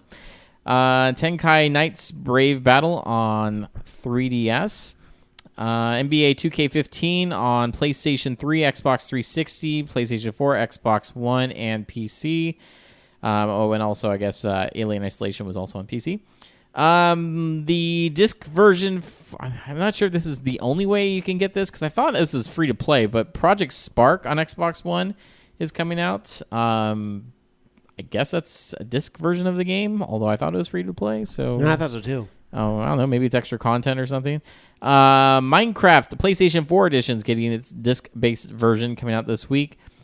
They're doing a re-release of Dead Rising 3, the Apocalypse Edition on Xbox One, and also the Rise Son of Rome Legendary Edition on Xbox One. Sorry to butt in, but with Minecraft releasing on PlayStation 4, you have Microsoft releasing a game on PS4. So hey, Bayonetta fans, anything's possible. Never lose hope. Well, Just technically kidding. that It's was not already gonna in the happen works, ever. so yeah. Let's see. And finally, Forza Motorsports 5 Racing, or is it the Game of the Year edition on Xbox One? So a lot of re-releases there. And that would be it. I thought there was more games this week, but I guess that's it. Well, let's travel over to Japan and check out what's coming out there on the PlayStation 4. Drive Club releases for them as well. And FIFA 15 this week in Japan as well. Also, that white PlayStation 4 makes its way to Japan this week, all on October 9th. The Xbox One will also see the release of FIFA 15 and the Project Spark Starter Pack. So maybe I'm thinking it's like what you said, like a disc version with maybe some things included with it that you would buy otherwise. Over on the PlayStation 3 this week in Japan, also FIFA 15. Can you tell that it's going to be out for everything? And some major price reductions on the Tales of series. So you want Grace's F or Vesperia or Zillia or even Zillia 2, which has been out in Japan a little longer than it has been here. Those are all going into PlayStation 3, the best series. So now's a good time to catch up on that if you'd like. On the Xbox 360 this week, yes, there is a release. And guess what? It's FIFA 15 because, soccer. On the Wii U this week. Yep. Over on the Vita this week in Japan, we have FIFA 15, Flowers, and Senju no Enbu Kyoku comes out this week. What is it? Because that's in regular and limited edition. And that is... I have no idea what game this is. This looks like it's based off a manga, maybe. Maybe it's some type of little adventure game. Or we'll just say it's a dating sim. I know. You do? I said I don't know. You don't know. And then on the 3DS this week, Chokoken no Chokoto Fushigi na Monogatari Shokora Hime no Mahoto Recipe. Gazoon type. Thank you. This is, what is this, like cooking with my little animal friends? Oh, no. They look like little Pikachus, but they're food. They're like it's a carrot chew and a mushroom chew and a little... Fudachu. Is that a vile plume or a radish? I guess that's a radish chew. Radish and chew. they all do cute things. You cook them up in the stew? I guess. Yeah, I just want to eat them. It's the whole Pikmin thing in a blender. Well, there you go. I don't think that's a game that's coming over here, but if it does, delicious. Dark Soccer, how about for you? Is cannibalism delicious, Rob? Mm-hmm. Where you eat the flesh of living things? Mm-hmm. So on the 7th of October, we have Alien Isolation on everything, just about.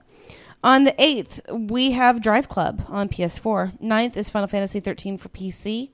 And on the 10th is Akiba's Trip, Undead and Undressed. And NBA 2K15. Whoa. Undead and Undressed? Undead and Undressed. In order to find the witches, and I think it's witches or vampires, you have to fight them and undress them so that it's vampires, that's right, because they have to expose their body parts to the sun in order to stop the vampires. PS3 and PS Vita. Brilliant. It came out already over here at the beginning of August. Oh my God, that's awesome. Undress the witches. We also have Project Spark, which I misread as Project Spank. That'd be a better game. Rise, Son of Rome on PC, and Skylanders Trap Team on a bunch of stuff. Sleeping Dogs Definitive Edition on PS4, Xbone, and PC. So with Project Spark, I don't know if it's officially out already or if it's coming out this Tuesday. Time the penis. What do you think? I mean, how long before we get how long to unlock all the stuff needed to draw it? I'm telling you, there's a very good chance that the time the penis is actually going to be very short, being that Conquer is in the game. So it's going to be a very short one. Mm-hmm. Do you guys know from the Big Anime Game Room? Do you know about our time to penis estimations? I don't know if you know this, but any game that allows you any type of creativity, we always ask the question: how long till somebody puts a penis in it? So that's. That was probably around the time when PictoChat came out, and people were drawing penises all over the place. Exactly. It was literally, they should have just called it Penis Chat. Right. It wasn't a. Right. Well, obviously it was just part of the system, but it wasn't a game. But yeah, that was just being thrown all over the place, especially going to conventions. People were just passing around pictures and sending to each other that would look like penises or whatever the closest private part. Yeah, or they had that game Ping Pals. It was just Peen Pals. That's all it was. Do you ever remember reading VG Cats? Yes, and they I've heard had of them, the yes. Optimus Prime versus Megatron PictoChat. Mm-hmm. That was pretty funny. Did they show penis? Yes, I think. I don't remember. But it was basically them just going back. That's what PictoChat was for. Wow. At least I'm going to find it. At least, picked it, or was it Ping Pals? It's better than like Tinder Pals or something like that. Tinder Pals.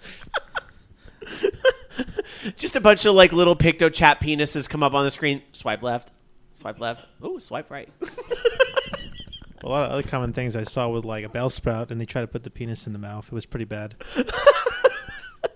I don't know what they were doing with Pokemon at the That's time. what they're doing. That's what they're doing in Found Smash. it. That's what they're doing in Smash Brothers picture mode right now. Is like, let's see how many sexual positions we can put these characters into. Anyway, a couple more gaming stories for you guys, and then the classic game of the week. Back to a simpler time in gaming before you all filthied it up with your dicks. All right. Hey. We had Custer's Revenge. That's true. All right, Loki. All right. So this is a little disappointing, but unfortunately there has been some layoffs at Rovio. They're cutting 130 jobs too, as they put simplify the company. They want towards a simplified organization, as they say. It's never easy to consider changes like this, but it's better to do them sooner rather than later when we're in a good place to reignite growth. So in other words, they're not making as much money as they used to. They need to cut jobs in order to be able to stay, I guess, in the black. I'm thinking maybe like Angry Birds just probably maybe got like too big. I don't know if that makes sense, but like, they have all these spin-off games, and Angry Birds is on like all these different platforms, and maybe it just became too diluted. Like, because when they talk about the whole like trying to bring it. Dark Sakura, stop showing pictures of PictoChat one time to talk. Yeah, I mean, they have Angry Birds Transformers. They have, Sorry, after the conversation she just had, it's a funny image in my mind. I think. Wait, we're talking about Rovio here, right? Yeah. Isn't this the same kind of effect that happened with Zynga, where they got so big for a short time, then tanked because new trends come out and they haven't maintained their trends. The big difference here, though, is that I understand why people like Angry Birds. I never understood why people liked Farmville. That's the big difference here to me. So. People like Angry Birds because Scorched Earth isn't on fucking phones. Is why they like Angry Birds. And because Gorillas was awesome. But, Angry Birds is a fun game. I don't knock it. It's a fun game. It's a fun time waster. But it's just, I don't know. There's only so much of it you can take before it gets kind of boring, I guess. Eventually people are going to get tired of it, and it's maybe just not, rebranding it or something. It's not really doing anything. That's like saying offering different skins in Minecraft sells more copies of the game. Maybe it does, but I don't think it's going to make a huge difference. I think that's the tough thing for a lot of these mobile developers is that, you got to have, I think, more than one big franchise to really get out there, and I know right now a lot of the focus is on King and Candy Crush Saga, but you know what, that bubble's going to burst someday too. Maybe not today, but I think that's a huge problem with the mobile market too, because at first, Angry Birds is one of the first few games out there, but now that everybody's doing it, hell, I mean, no one expected Flappy Bird of all things to pop out. It just popped out at random, and people are starting to play the hell out of it. That's true. Sometimes the fans, especially on mobile, can be very fickle. It's almost like going viral on YouTube. Like you can't, these people all sit in a boardroom. We have to do something that will go viral, and it's like that's very hard to do. Like if you don't put Betty White in it or something, that's not going to happen just because you want it to. Like that has to happen organically. Yeah, because I understand that these companies. It is the cheapest way to develop games. Like out there it saves money rather than, you know how like people develop games for like Xbox One, PS4, and Wii U and all that other consoles and stuff, or even PCs, where the production might be more expensive for this one. But the problem with I think the mobile market at the moment, like especially with Angry Birds, is that there's too much, like way too much in the market that people have to decide which one's going to be the best one. Yeah. And it's hard to get noticed. Like, when Flappy Bird was the big thing and you looked at like the top 100 games, like 20 of them were Flappy Bird. Like you had Flappy Miley, for fuck's sake. Like who downloaded Flappy Miley? Who are you? Come out here so I can smack you. Who did that? Did you do it? I see you're looking away from me right now. Did you download Flappy Miley? No. I will twerk you to death. Wait, that sounds really bad, actually. Maybe I won't. They'll probably draw another penis on Pecto Chat. All right. One more story for you guys, and this is not really good news for Nintendo. One of their big titles possibly being delayed. We don't have anything official yet, but and breathe out. It's not Smash Brothers I'm talking about this time, but it's Captain Toad Treasure Tracker. Oh, and nobody is sad. Sorry. I think some people are a little bit sad, but I don't know. Please. Gamefly, of all people, which, rents the games and so forth, they changed their Captain Toad Treasure Tracker release date from 2014 to March 2015. It should be noted that Gamefly has a pretty good record of being correct about these sorts of delays in the past. No, they don't. Oh, look at you. Listen, I came from the distribution industry. Since I'm not fucking working there anymore. I love this now. Now you're going to become unhinged. Now you officially don't work there. Now it's, oh, man, Loki's going to get it all. Since I don't fucking work there. Here's the thing. Spill that tea. Spill it. Here's what it comes down to. Nintendo probably, they announce stuff by quarter. And so they've already announced their shit for fourth quarter. It's not on there, so they're probably assuming, hey, we haven't heard anything about this yet. We're just going to move it out of the year. That's what I used to do. It's like I have a bunch of shit that'd be on the 31st of December. It's all that to be announced fucking dates stuff. Guess where Captain Toad's Treasure Tracker was? Yeah, I was right there.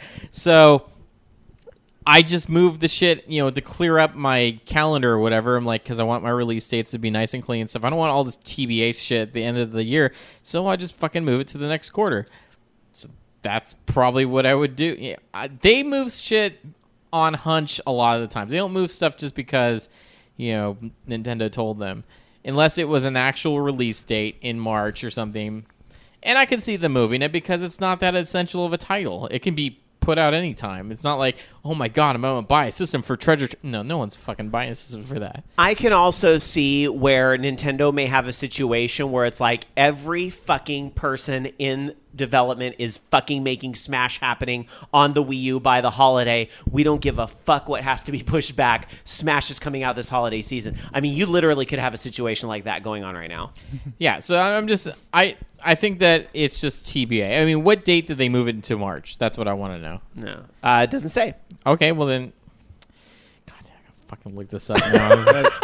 Speaking of that game, I'm just surprised why they didn't make it as a DLC, like add-on to like Super Mario 3D World. Well, I think people are assuming that all it's going to be is what you saw in 3D World. And, one thing Nintendo games are pretty decent at, I mean, especially looking at a game like Smash Brothers, they have depth to them. So I think there'll be more to expect in this game than just what you saw. Like, that's the start. That's the first world. And then you'll have these more power-ups. Maybe you'll have co-op. There'll be more to it. We just haven't really seen what all that looks like. I mean, I'm not saying anything about Nintendo, like how they do things, because I know they started changing their policies with like, let's a perfect example, Super Luigi U, which technically everyone thinks is a different game, but it's a specialized add-on where they added more like an actual package. It's just really good DLC.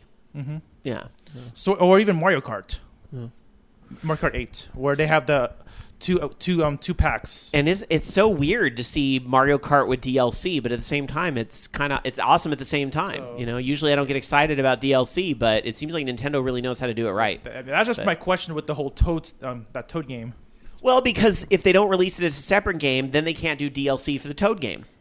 It's well, hey, I mean, they still haven't announced a release date for Smash Brothers. They haven't, although I would think all these signs pointing to November 21st would be right, but we'll I would see. think so too. But at the same time, that 31st March date is a fucking placeholder date. Nah. Nintendo never releases a title on Tuesday. It's always a fucking Friday or Sunday. Oh, so you went over to GameFly and it shows 31st of March. It's the 31st, yeah. So that's placeholder. That's what I would do is just move it out of the month. Look at that. Loki calling the news out as bull live on air. Look at that. It's a good thought. All right. Well, let's move to a simpler time when, I don't know about you guys, but like back in the day, like you didn't really know when games were coming out. They would come in the magazine and it would say October, and you'd be like, when in October? And it would just soon. It'll be on the shelf when it's damn good and ready. You'll like it. That's right, and you'll spend $60 on the cartridge. All right. Yeah. Here it is, your classic game of the week, where Dark Soccer is going to open up the vault and find a game that she thinks, hey, you should be playing this game right now. Or in this case, she might be going to her arcade collection and finding yet another Capcom classic for you guys. Well, I'm still trying to stick with the CPS2 theme. How long is this theme going to go? Well, I said I was going to do it for a month, and I started it in November.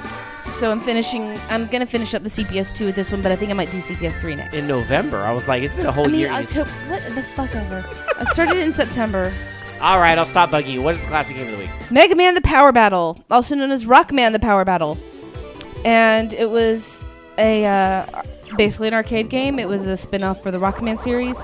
It came out in Japan in 1995 and had a sequel called Mega Man 2: The Power Fighters the next year. The games were ported to consoles in North America in 2004 as part of the Mega Man Anniversary Collection. It came out on PS2, GameCube, and Xbox.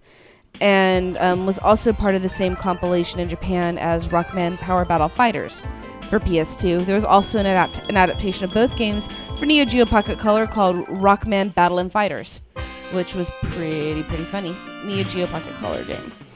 So basically, Dr. Wily rebuilt the Robot Masters, and he wants to take over the world. So basically, it's a fighting game with you can play as Mega Man or Rockman, Proto Man, or Base. Why would he rebuild them? Why wouldn't he just build better ones? You got a point there, guys.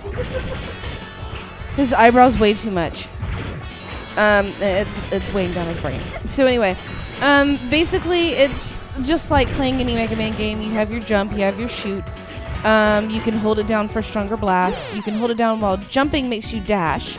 So you have those different mechanics in there. And as far as the stories that you do, each one has a different series of stories for depending on who they fight. So you've got stories for Mega Man 1 through 2, 3 through 6, and Mega Man 7. The level is... You don't really do like a whole level. You just have like some part of the level, and then you fight your bad guys. And you actually have to go through sort of a rock, paper, scissors kind of decision method for choosing the weapon. I really like the redesign for Woodman in this one, by the way. It actually had a soundtrack released on December 1st, 1995 that was actually had some arranged pieces from other Mega Man games by Yamamoto Setsuo and Okugawa Hideki, and they were performed by Alf Leela. So pretty cool stuff. As far as the reception of it, Famitsu gave it a pretty decent rating, and basically got a 22 out of 40, which is decent for Famitsu. So there you go. Rockman: The Power Battle. All right, very cool. And a good freaking bass. It was always awesome. Also a good choice this week as we have Mega Man in another fighting game right now. It's nice to kind of go back and revisit Mega Man's brawling roots. Yes. The only thing I didn't like about this game is that like Mega Man 7 or whatever got like its own dedicated thing, but like 1 and 2 should have had dedicated, and 3 should have had dedicated. I don't know. Maybe it's just me, but I thought the Robot Masters in the earlier games were a little more memorable. But I just liked playing bass. Yeah. It was all about playing bass in this one for me. Because bass was just badass. All right, there it is. Classic Game of the Week, Mega Man or Rockman, The Power Battle. Again, another one of Capcom's arcade games.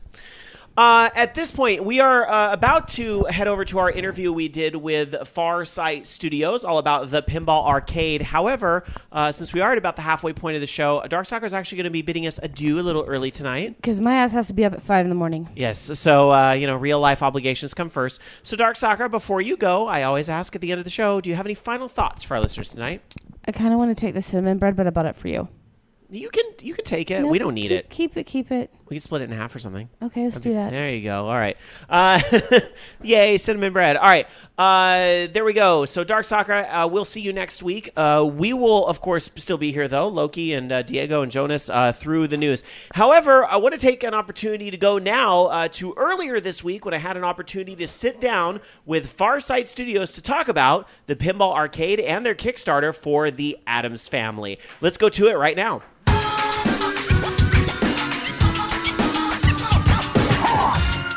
Hi, everyone. Well, we love pinball here at Orange Lounge Radio. From the machines we've talked about at Dark Soccer's house to my fond memories of Pinbot on the NES, somehow pinball and video games complement each other very well. Enter the Pinball Arcade, a pinball simulation video game comprised of real pinball arcade tables available for just about every modern gaming platform.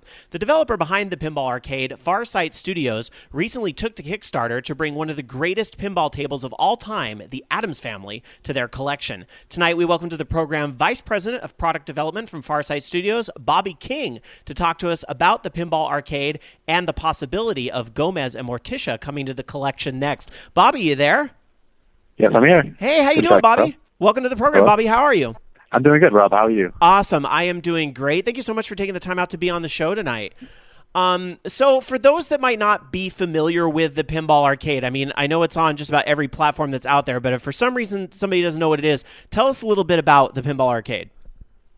Sure. The Pinball Arcade came out a couple years ago. We actually launched in February of 2012, and it's our goal to recreate all of the greatest pinball machines ever, the real machines. So we have licenses from Williams and Bally and Stern and Gottlieb, and the Stern license includes Vita East and Sega. So basically, we have the rights to recreate pretty much every table there is. However, those are just the pinball rights, and what we are looking for in the Addams Family Kickstarter are the ancillary rights to the movie, the Addams Family, the Addams Family Foundation rights for the characters, and then the specific actors. So, so it's been our goal to recreate these pinball tables so that pinball players from a whole new generation get to play them. Well, since you brought up the Addams Family Kickstarter, and I know that's the big focus right now, and there's about a week left to go on the Kickstarter when people are going to be hearing this.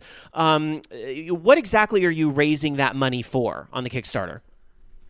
Yeah, so that money is specifically for all those licenses I just mentioned.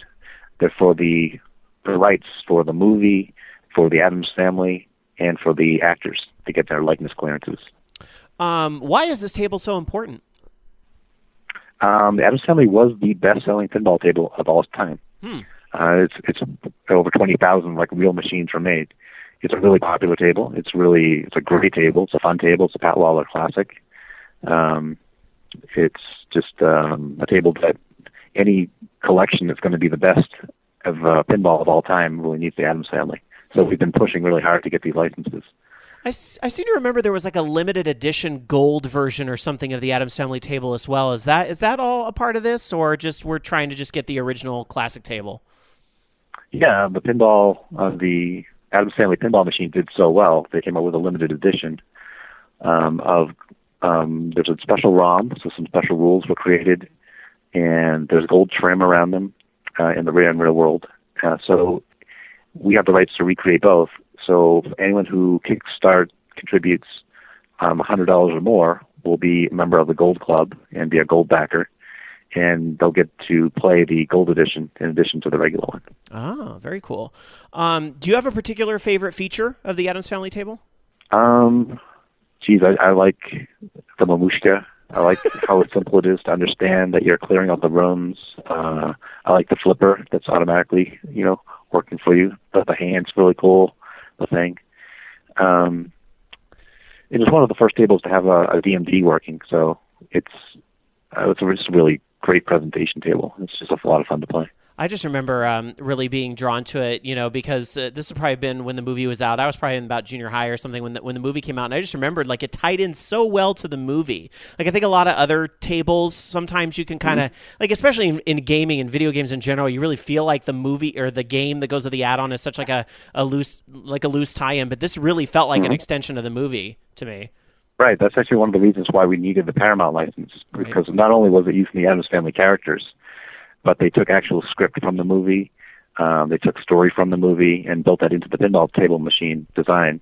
So it's one of the reasons why we had to get that license. Gotcha. Now, I don't know if this is true or not, but there were rumors circulating out there that the estate of Raul Julia was part of the holdout, that the likeness was not wanting to be used. Has this all been resolved? Will we see Raul Julia in the game if Kickstarter? Absolutely. Yeah, we have the likeness clearance, and that's one of the funds that we're trying to raise. So his widow was very willing to work with us, and we're very appreciative that we're able to use his likeness. And I don't know if you know, but his voice is used a lot in the table. Oh, yeah. The WMS has a special audio recording with Raul Julia just for the pinball machine. So it's a little over 100 WAV files just of his voice. Wow. Which is far more than any other character. Yeah, you can't really talk about the Mamushka without really hearing it in his voice. The Mamushka! He's this very grandiose way of delivering lines, right? Now, going to the Pinball Arcade collection in general, I remember playing these. I think you guys had an early version of this game on the Wii. Wasn't there like a pinball collection of some sort on the Wii as well? Right, yeah, we started doing pinball table collections about 10 years ago, and our first franchise was called the Pinball Hall of Fame. That's it, yeah, Pinball Hall of Fame. And we had the Gottlieb collection and the Williams collection, and I think both of those made it to the Wii eventually. I notice you guys kind of really make it a point to have your game on a variety of systems. I mean, I could list where the Pinball Arcade is playable, but it is literally everywhere, from the PlayStation 4 to the Ouya and mobile phones. Many developers focus on one console plus Steam or what have you. Why do you guys go for such that variety? How important is that for you? Well, it's always been FarSight's bread and butter. The Pinball Arcade is our first published title that we've done ourselves, publishing-wise. And with digital distribution as possible. But before that, we were basically being contracted by publishers to make a game, and one of the key selling points we had as a developer was that we could take a game and develop it on as many platforms as they wanted for very little incremental cost. So we've carried over. We have really good tools when it comes to cross-platform development. And since people want to play it on whatever device they have, we felt that why not do it? As long as there's a digital store to sell it to them, we've created it for them. Do you find that people tend to prefer like one over the other, like mobile versus couch play on the PlayStation, or do you kind of find that somebody who likes it one place might want to have all the versions, so that they have something on the go and what have you? Yeah, the bulk of our users just pick one, but we do have plenty of users who will pick one console, like one of the latest consoles. And our Xbox One version should be coming out here soon, within a month or two.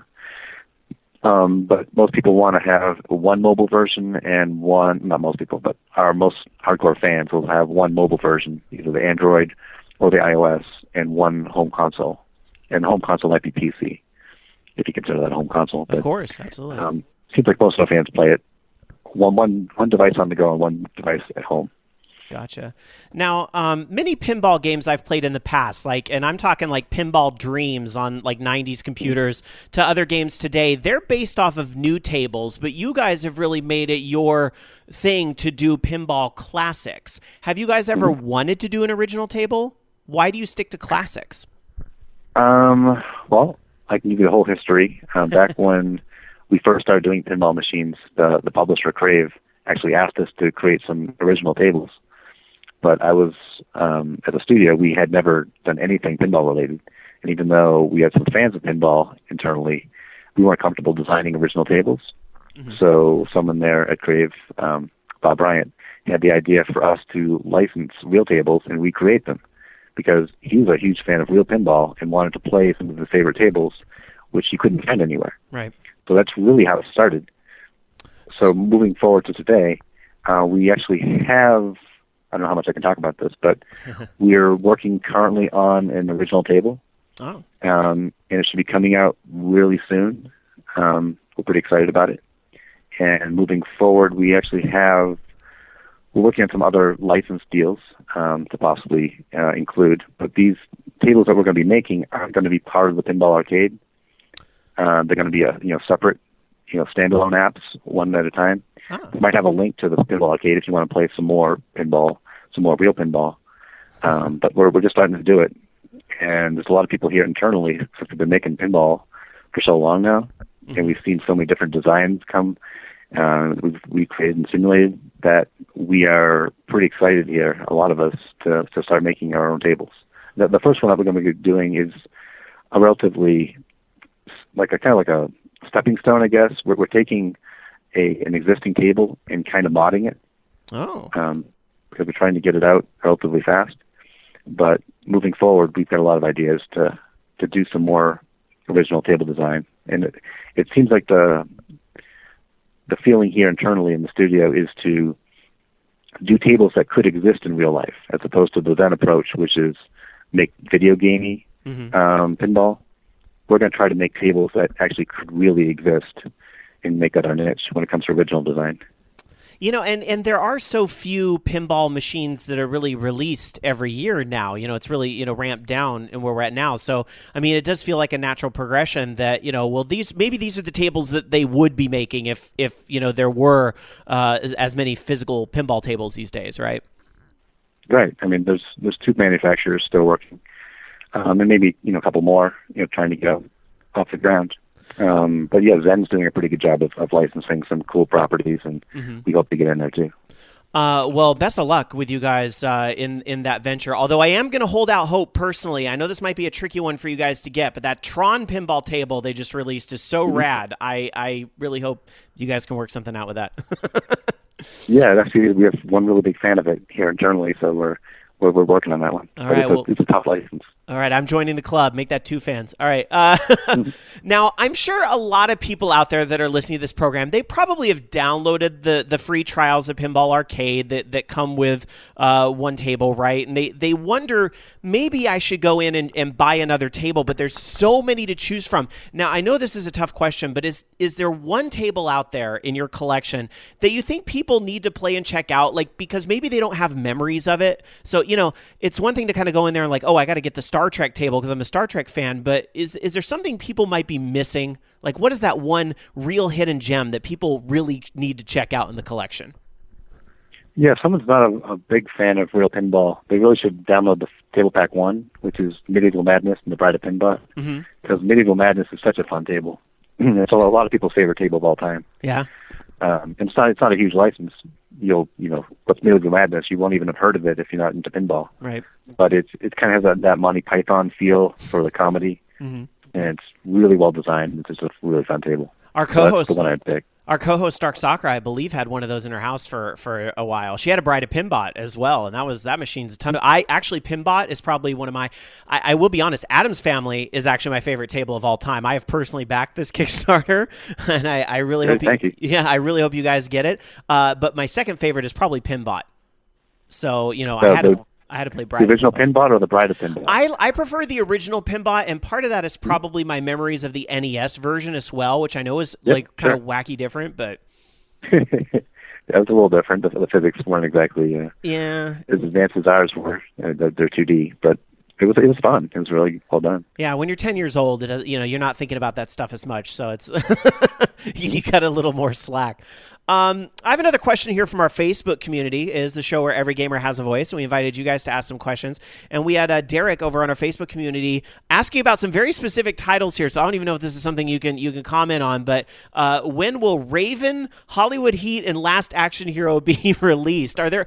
And especially, I look at Last Action Hero and I kind of go, okay, so there's obviously some other big properties out there that people have their eye on. Are there other properties you guys are hoping to bring over that you have your eye on that you might kickstart next? Sure, and actually I think I've already mentioned that Last Action Hero is one that we do have our eye on. And we already have Arnold's likeness for Terminator 2. So that one is very possible. The other two are tables I'm aware of. I can't say that they're in any short-term plans, but there are some good picks. All right. Well, thank you so much for joining us today, Bobby. I really appreciate it. Before I let you go, though, there's a question we always ask the people who come on our show, and that is, what types of video games have you been playing this week? And no fair naming your own games. I know you got to do a lot of playing of those, but what other video games are you playing lately? Well, it's kind of embarrassing. The only game I played this week is Candy Crush. So you're the one keeping that game going. I'm just teasing. Yeah, I'm at the end of that game, so like when I release more levels, I like to crank them out. I understand. Just one more hit. Just one more hit. All right. Well, best of luck to you with the Kickstarter for the Addams Family for the Pinball Arcade. You can check that out over at Kickstarter.com. The URL is very, very long, but just search for Pinball Arcade, the Addams Family, and you'll find it. It'll come right up. Any websites or Twitter accounts people should follow if they want to see more on the progress of this? Yeah, absolutely. On Facebook, follow or join up to Pinball Arcade. And same with our Twitter handle. And that's probably the best way to follow it, or just join the Kickstarter, and I think you get updates. All right. And again, best of luck to you guys. I love the table. This is one I want to see happen myself. So I'll be looking forward to it when it's released. Thanks. Thanks for the interview, and thanks for the time. All right, you're welcome. Thanks, Bobby, for joining us here on Orange Lounge Radio today.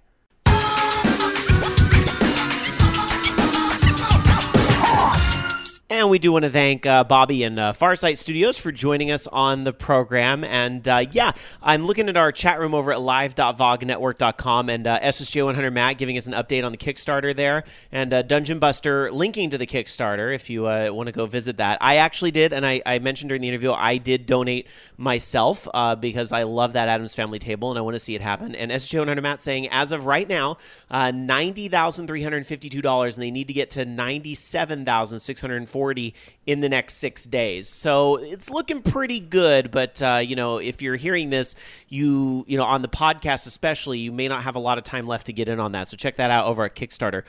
Some other comments in our chat room. Bochikawa saying Last Action Hero. That one I'd like to play again. So maybe that'll have to be their next one. We'll see.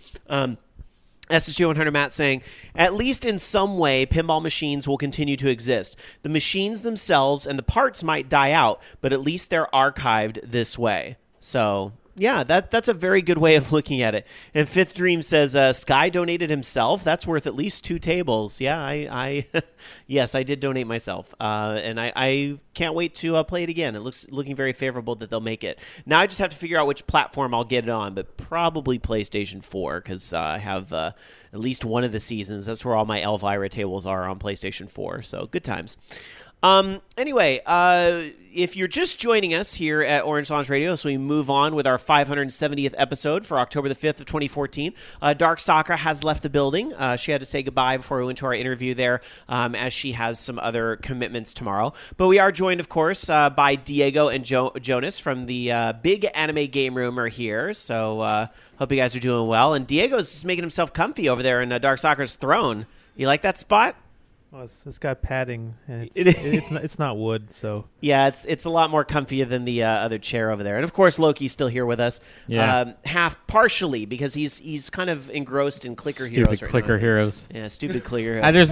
There is literally no point to me be playing this right now, and yet I am. Yeah, that's well, I'm not really playing it. I'm just mainly saying, level's done, next, level's done, next, level's done. That's me and Diablo 3. I mean.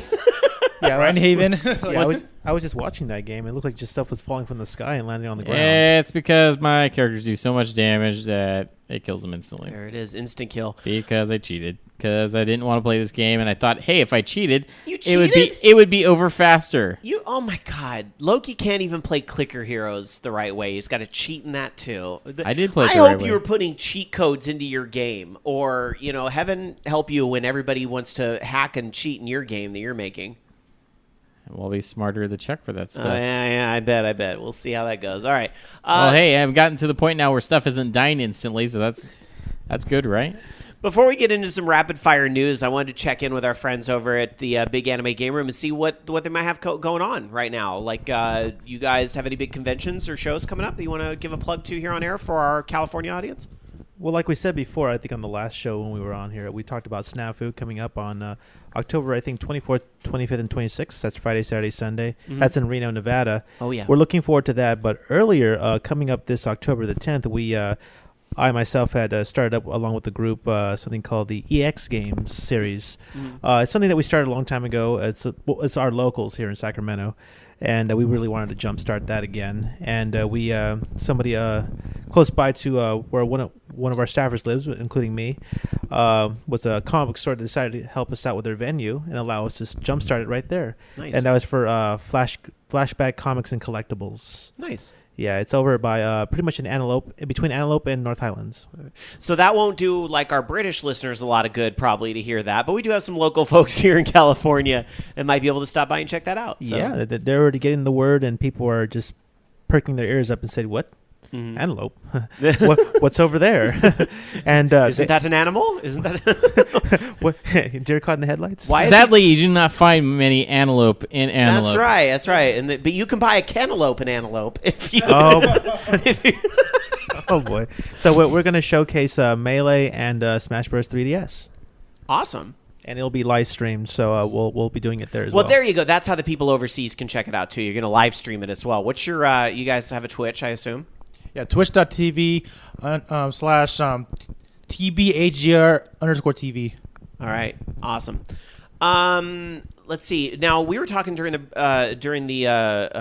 earlier in the show, and you had mentioned that you have a friend, because this is very topical, right? We've been talking a lot about Smash Brothers. You're doing the Smash Brothers tournament. There's actually a Smash Brothers apparently dedicated podcast that you know some people behind. Yeah, I believe it's from the Bay Area, and one of our staffers from another convention, and also a good friend of ours and the Smash Brothers community is Christopher Solis, and he takes part in a podcast that takes part in Monday and Wednesdays. So shout outs to them and their crew of NorCal SM4SH is their podcast, and they just kind of Monday and Wednesdays about Smash. That's right. Wow, that's a lot. Oh my gosh. Yeah, they it's a couple of people who really got embedded in the community, and Chris has been embedded in the community for a while, so they just got together to share their experiences and their networking with other people along the community, and show that ever since Smash Brothers Melee got into EVO, they just really wanted to get on the ball and show that the community itself is wonderful and full of great people that are still interested in this game that's about, how long, Jonas? About 14 years old now, almost? Which one? Melee. We're running since 99. Yeah. So, the series. Yeah, since the game series, and then Melee in 2001 when it came out. Wow. Mm-hmm. Yeah, still strong. People love that game so much. Absolutely. Well, it's simple to play, but the in-depth part is what got people into the game. Competitive, yeah. Very competitive, but very fun. And then all the community is very nice, and that's what they try to showcase, is that. Good, because nobody likes jerks. I hate, and especially sometimes in fighting, but really in even when back in the days when we did DDR tournaments, we'd run into our share of jerks, and it's like you just pad error. Please, let's start the game. Let's start the round over again because there's one miss. Yeah, right. I could get into stories, but I'm gonna leave the 10-year-old drama back in the last decade. Thank you very much. Well, that's what I heard. Anyway, speaking of.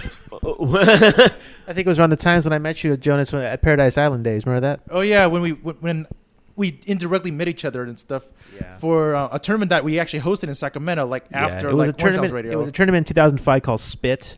Mm-hmm. Sacramento Paradise Island tournament. Oh, it's awesome! Right. I think this is the time where they wanted me to run a tournament, so I was like, "Cool, I want to run a DDR tournament." Yeah. For Sacramento. They ran a Smash Brothers and DDR tournament in the same venue, and we kind of crossed streams, me and him. Oh. Not in that fashion, but we crossed streams, and don't cross the streams. No, and then we kind of initially talked, but we got reacquainted back in 2007 after that. Mm. Can you believe it, though? I mean, speaking of DDR and all that, tonight is episode 570. So guess what's in 3 more episodes?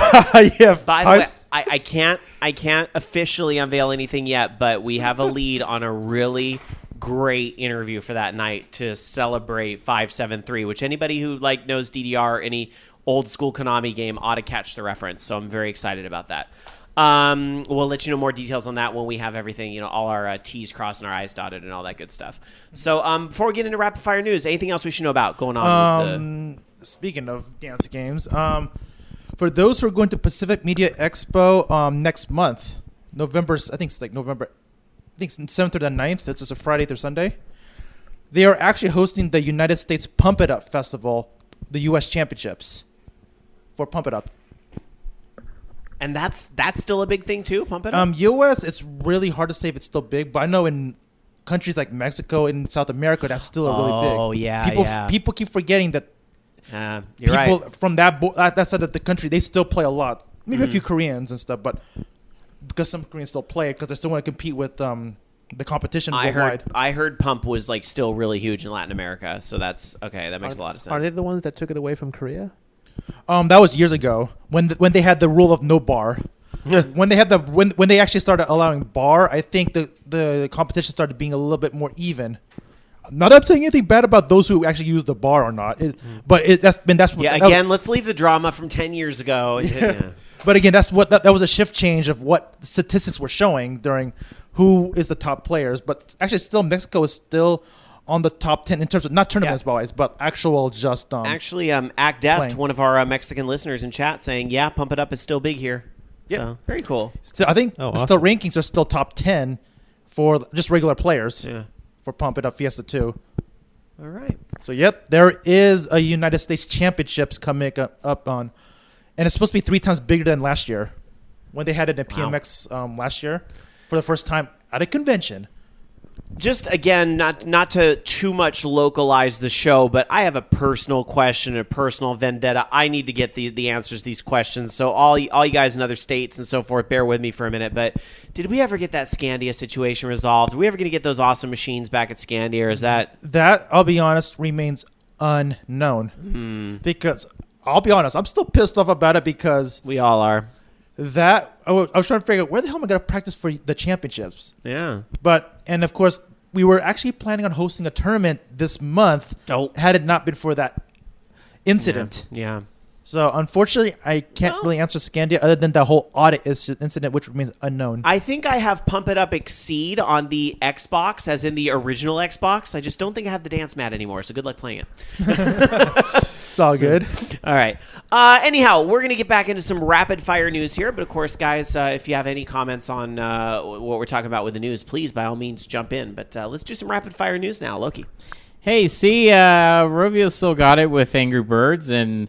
well, I guess Hollywood still doesn't have any ideas of what to license into movies, but guess what? They're going to be making an Angry Birds movie, in case you forgot, and it's actually going to have quite a few stars doing the voice acting for the movie, including Jason Sudeikis and actually Maya Rudolph from Saturday Night Live. Of course, I don't know. I know Sudeikis, I think, is still on there, but I don't think Maya. No, neither one are. Oh, neither are. Mm-mm. Okay, well, yeah, they move on. Peter Dinklage, who is now apparently, because he's famous with Game of Thrones and stuff, and now he's just like, fuck it, I'm going to be in whatever terrible movie you guys are going to pay me for. And we know he's an amazing voice actor. We all loved his performance in Destiny. Loved it. Other people, which I'm surprised didn't get higher listings on here. Bill Hader, which is absolutely my favorite cast member right now. Actually, he's not on the show anymore. You clearly watch, but he is hosting next week's show. Oh, I gotta watch that. They had Sarah Silverman hosting this week, and that was. I just don't see it anymore. They did a Joan Rivers comedy tribute in heaven because Sarah Silverman's always got to be the too soon. Yeah. Comic. Kate McKinnon was also on SNL. Josh Gad, which I guess did voice work in Frozen. What was it? Ike Bernholtz, which was part of the Mindy product. Tom Hale. And was it Danielle Brooks from Orange is the New Black? Oh, yeah. She's tasty, if I'm not mistaken. Okay, cool.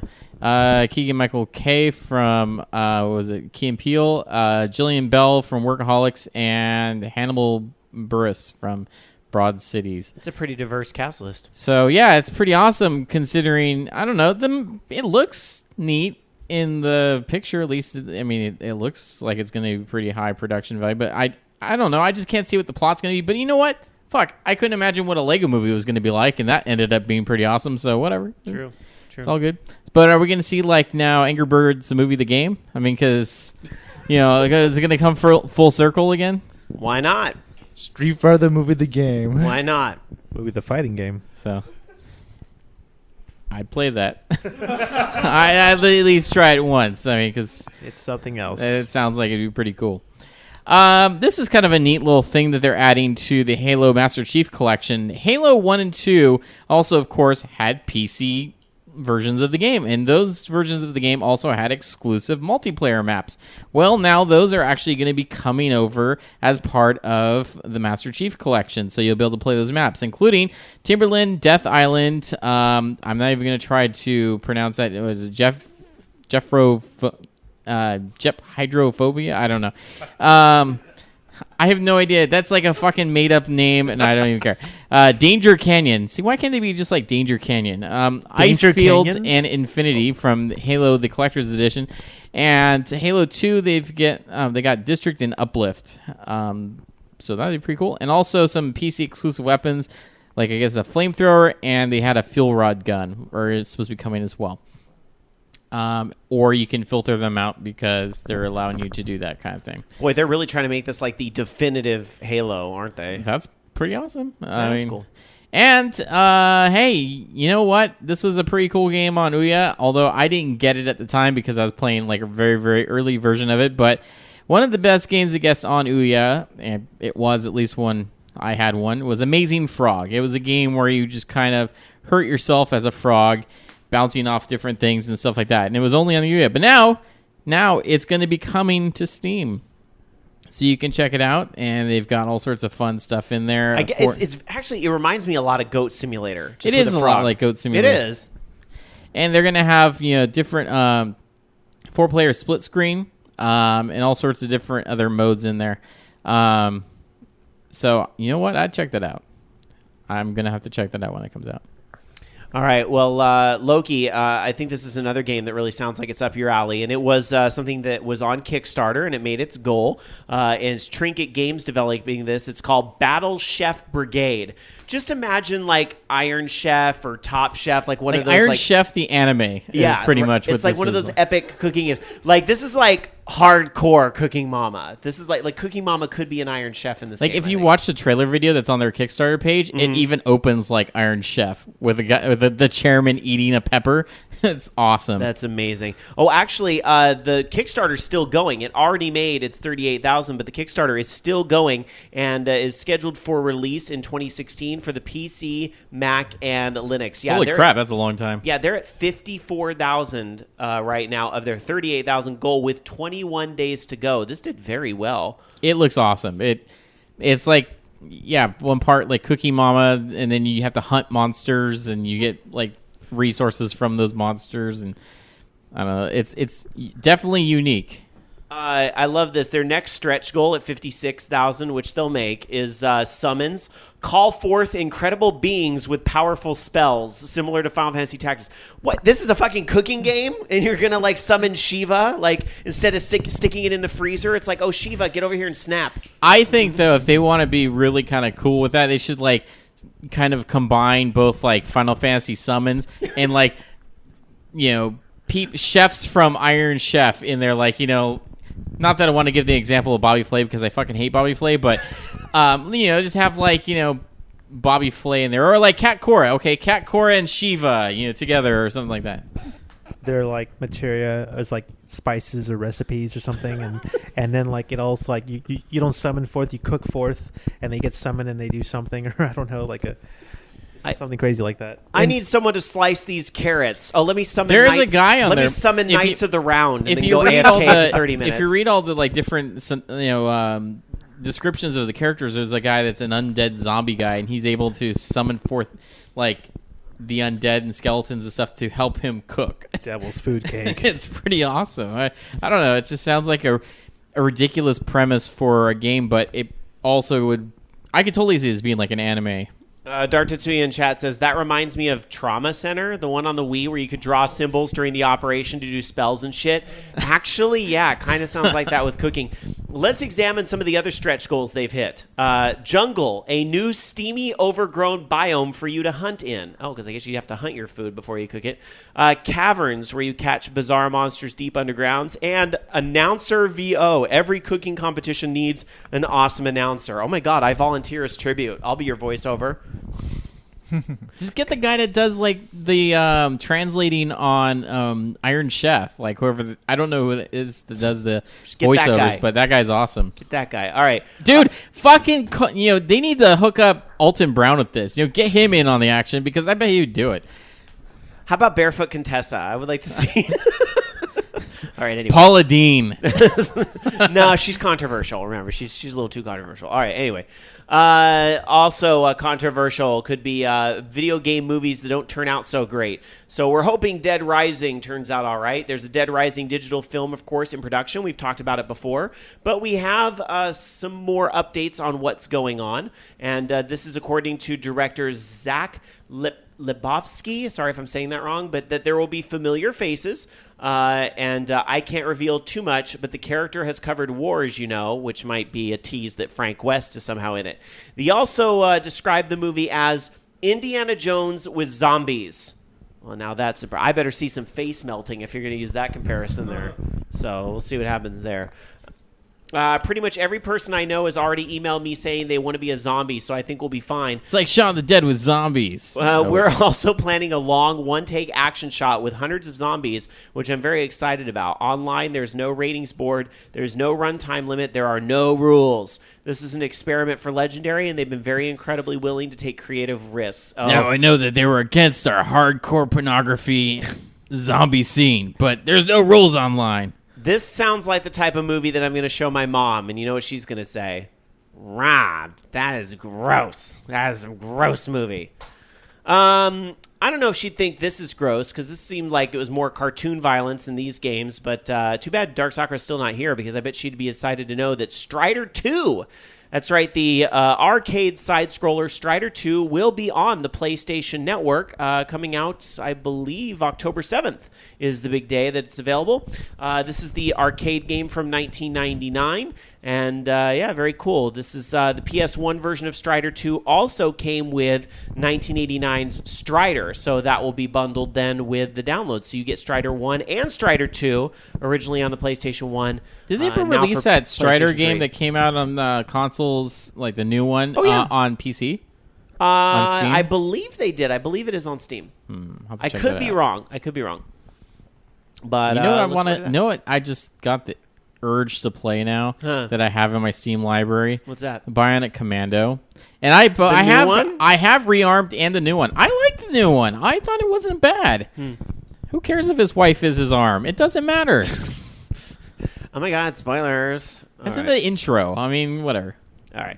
Wow. Let us go to our social media communities. Every week here on the show, we ask a question of our Facebook and our Google Plus communities. You take Facebook and Google and you slam those words together and you get Foogle. And by the way, the chatters are saying it's on Steam, Loki. So there you go. It's the Foogle question of the week.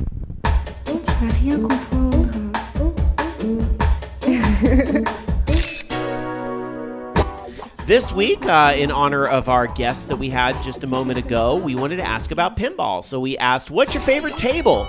Do you have a different favorite table when it comes to playing one on a gaming system or a PC? So let's get to our answers. We got some answers over on Facebook, starting with our friend Renee, who is from the podcast Killer Queens from Outer Space, which is a horror film podcast. I guested on that once. It was a while ago now.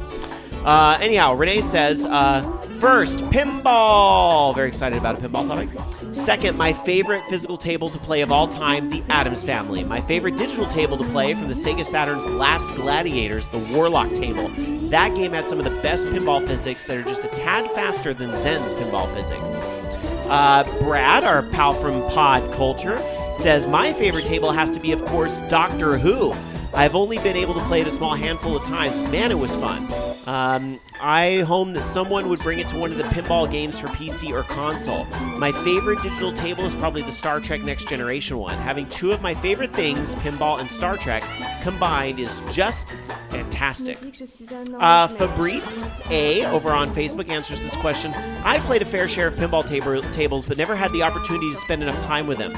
My local had two well-maintained tables, the Addams Family and Playboy. I forgot Playboy had a table.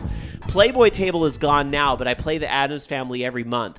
It's the best machine I've ever played. It never bores me. On the digital side, I like Zen Pinball the most. Motley Crue on Mega Drive was cool too. This answer reminded me, we used to have an arcade that had the Guns N' Roses pinball table. That machine was the shit. I wish that was one that they could port over, where the little plunger was actually a big rose that you'd pull. Yeah, it was awesome. And wasn't I played wasn't that Scandia?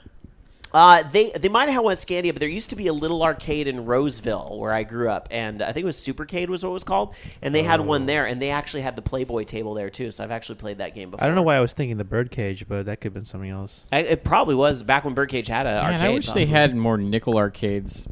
You The gotta go to last the Bay nickel Area for arcade that. we had was in downtown Sacramento, but that shut down like a year. Dope. 2001, FYI. Wow, that's It was a long time ago. All right, moving over to Emily C., who says, I fell in love with two very different tables. The actual table I love is the Addams Family table. I'm sensing a theme here. It was always very entertaining and challenging to me. Today, it would suck the quarters out of my pockets as soon as I enter the room with one. Digitally, I fell in love with Pokemon Pinball. That's a great answer, and one I forgot about. The Metroid pinball game was really good, too. Those are some great... Oh, the handheld ones. Yeah, those are really good. I remember those now, yeah. Yeah, Those were totally pretty good. forgot about that earlier. Thanks, Emily, for reminding us of those. I was never a real gamer until my boyfriend at the time lent me his Game Boy Advance with Pokemon Pinball. A couple days later, I bought my own Advance and a copy of that game. A couple of years later, I married that guy. There you go. Congratulations. All right. Chiggers replies and says, Star Trek The Next Generation table is one of my favorites, and FarSight Studios does a really good job recreating it. I play the Pinball Arcade almost every time I turn on my PlayStation 3. Well, they'll be happy to hear that. And Hitstun says, oh man, Pinbot, that one's my favorite. I haven't gotten to play that table since Arcade Legacy had one a couple of years ago.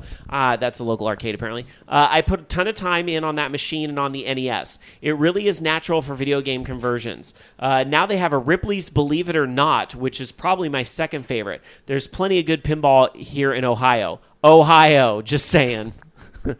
Uh-oh, he must not have been happy with last week's show. All right, going over to Google Plus, and one answer on Google Plus tonight from Act Deft, who says, I used to play the Terminator 2 table at the arcade when I was a kid. It was such an awesome one.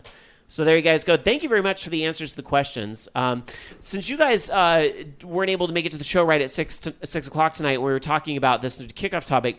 Do you guys play any pinball at all? Do you have a favorite table in your memory, Jonas? Question. Yeah. Sorry to sound like a quote noob on the pinball side, but because I played a couple pinball, but I keep forgetting names. Isn't the Addams Family the one where you have to like cycle and charge the bulb to hit the... Here's the crazy thing. They had an Addams Family thing that was like Prop Cycle meets Addams Family. So somebody actually made that, but that isn't officially the game. Oh, okay. I was like, wait, I've seen that before. But I was like, wait, is it what I thought it was? Yeah, no. When they port it over, I don't believe Prop Cycle will be involved. I don't remember that. I've never played that where they have the prop cycle thing. Yeah, Jamie knows more I know about they had it than that I in do. California Extreme at one point. Yeah, that's probably where she saw it, yeah. And I remember seeing that in Reno at the time, like when it was like 15 years ago when I was playing, where they had some really good pinball machines. Like I know they had a Street Fighter one, which is pretty fun. Oh yeah. There was a Street Fighter pinball. And yeah, but I just forgetting the names of it because all the pinballs at first look the same, but they're actually pretty fun. Just forgetting the names is the problem. Sure. As was said earlier, I'm definitely a fan of that Pokemon pinball. That was definitely addicting for a while. And at one point, I think there was a Back to the Future pinball. Yes, there was. Yeah, I was kind of interested in that too, that Back to the Future one.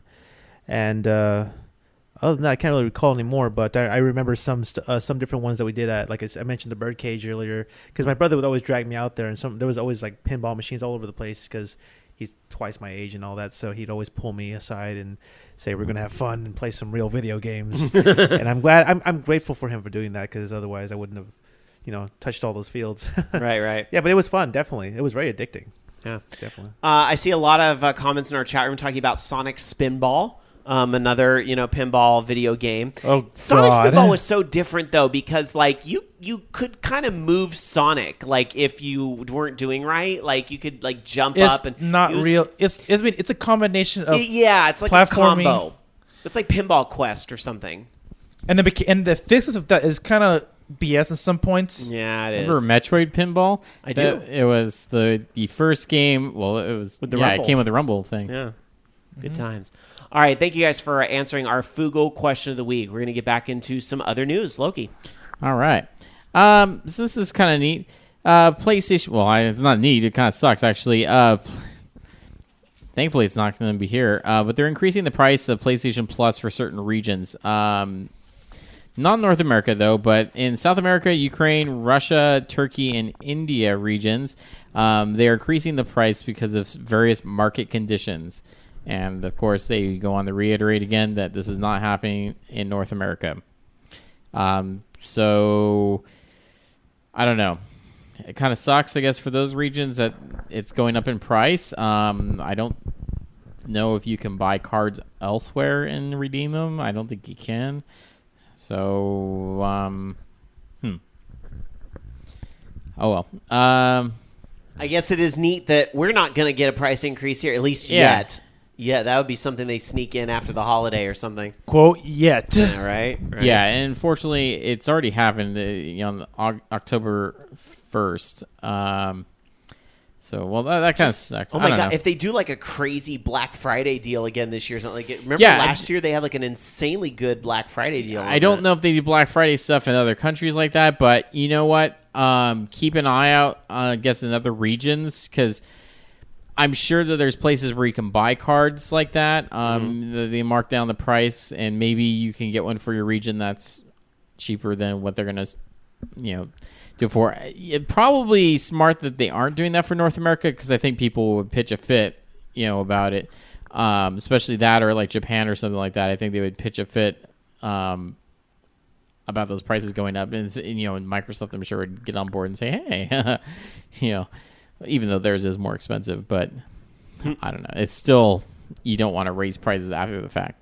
All right. Well, let's hope they don't decide to do the same thing here unless they're throwing in some features or something that makes it worth it. The games they give away are pretty darn good, though. You got to admit. I mean, PlayStation Plus is a really great. Here's what I would like is, maybe all those games that I have in my library, if I could, stream those to the PlayStation 4. I would love that. Yeah, we should get that with like PlayStation Plus or whatever, where the PS1 games we bought should be streamable on PS4 when they get the PS1 and PS2 stuff working. But hopefully that's sooner rather than later, right? Or even like PlayStation 3 stuff. I mean, there's stuff that I have in my library that that'd be nice.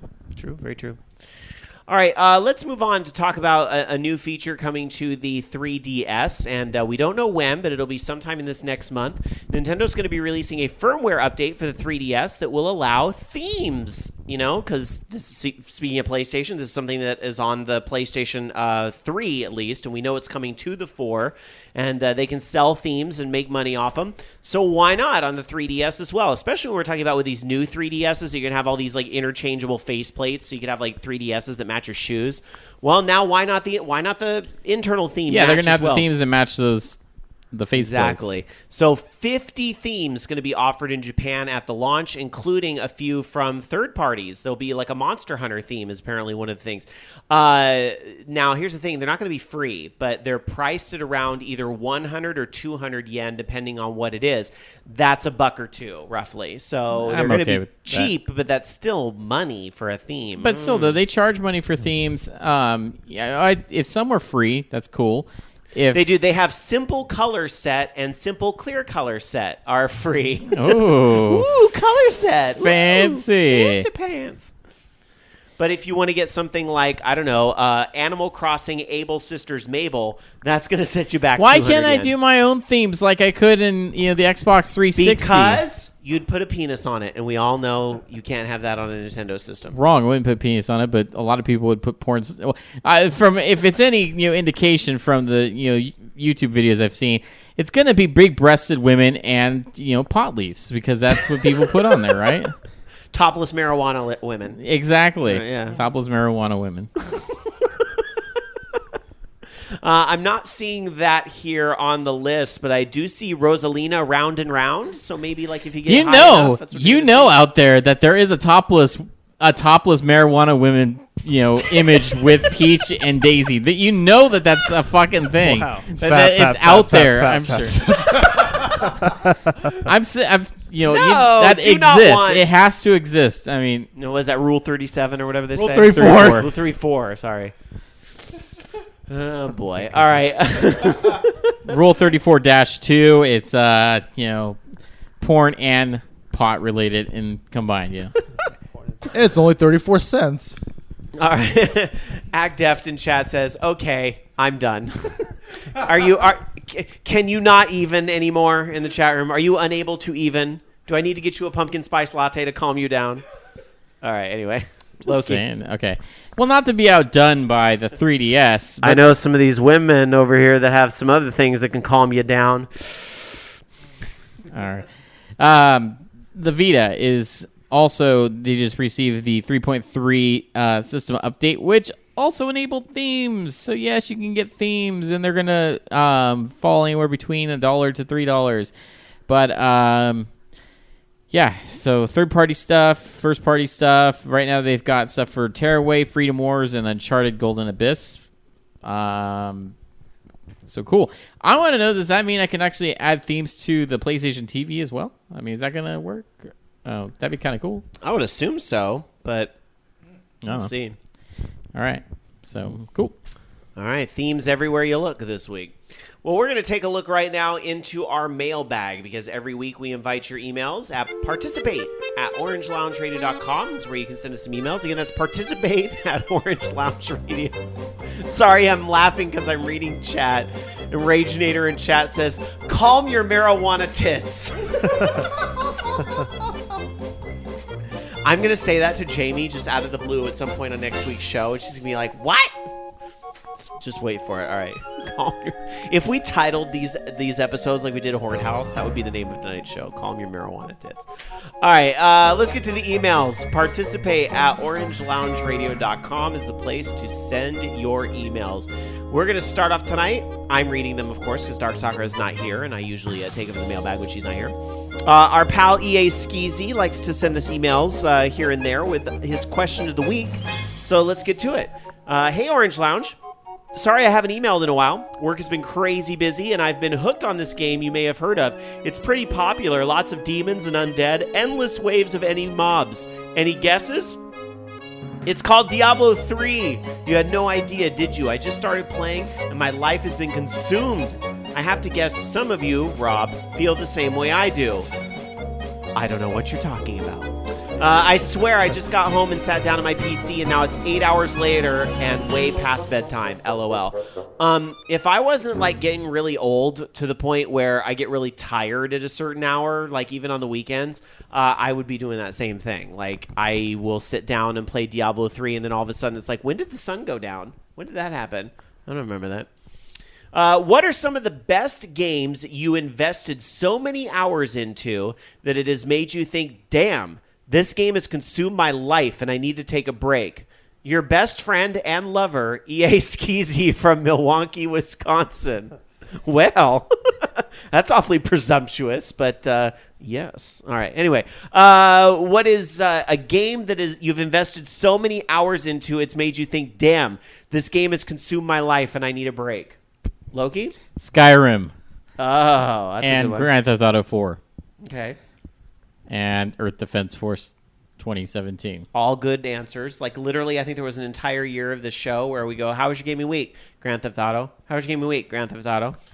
I'd still be playing Grand Theft Auto if those fuckers would stop quitting before I beat the crap out of them. So it's Grand Theft Auto 5 now, and it's not quite the same. Jonas, what video game has consumed your life and you need to take a break? There's so many games. I can list from like Advance Wars, the series, because I've been playing it competitively back then. Even with the latest one, obviously. DDR and Pump It Up, obviously, at one point. I was going to say DDR as well. But see, here's the thing about DDR. I was never skinnier than when that game consumed my life. So you know what? There are pros and cons. There's pros and cons. It consumed the calories of your life. It did. Hey, build with metabolism. I eat like 3 plates of food and I burn it out. Like It's not a video game, but QZR absorbed my life. Seriously, I'd go play DDR and then it would be like, oh my god, Olive Garden never-ending pasta bowls back. Oh my god. Oh god, that $100 possible for some reason. I'm not even talking about what they're doing now. I'm talking about 10 years ago. You know, it was like, hey, the pasta bowl and breadsticks, they were the same thing 10 years ago, and it's like carbs, DDR, carbs. Oh yeah, let's see. Luminous, which is like a Tetris-like game that consumed us so much time, only because I got so addicted and consumed with the game that I wanted to play competitively. And whoopsie! And of course, Monster Hunter. Let me ask you a quick question: Does the following song give you PTSD?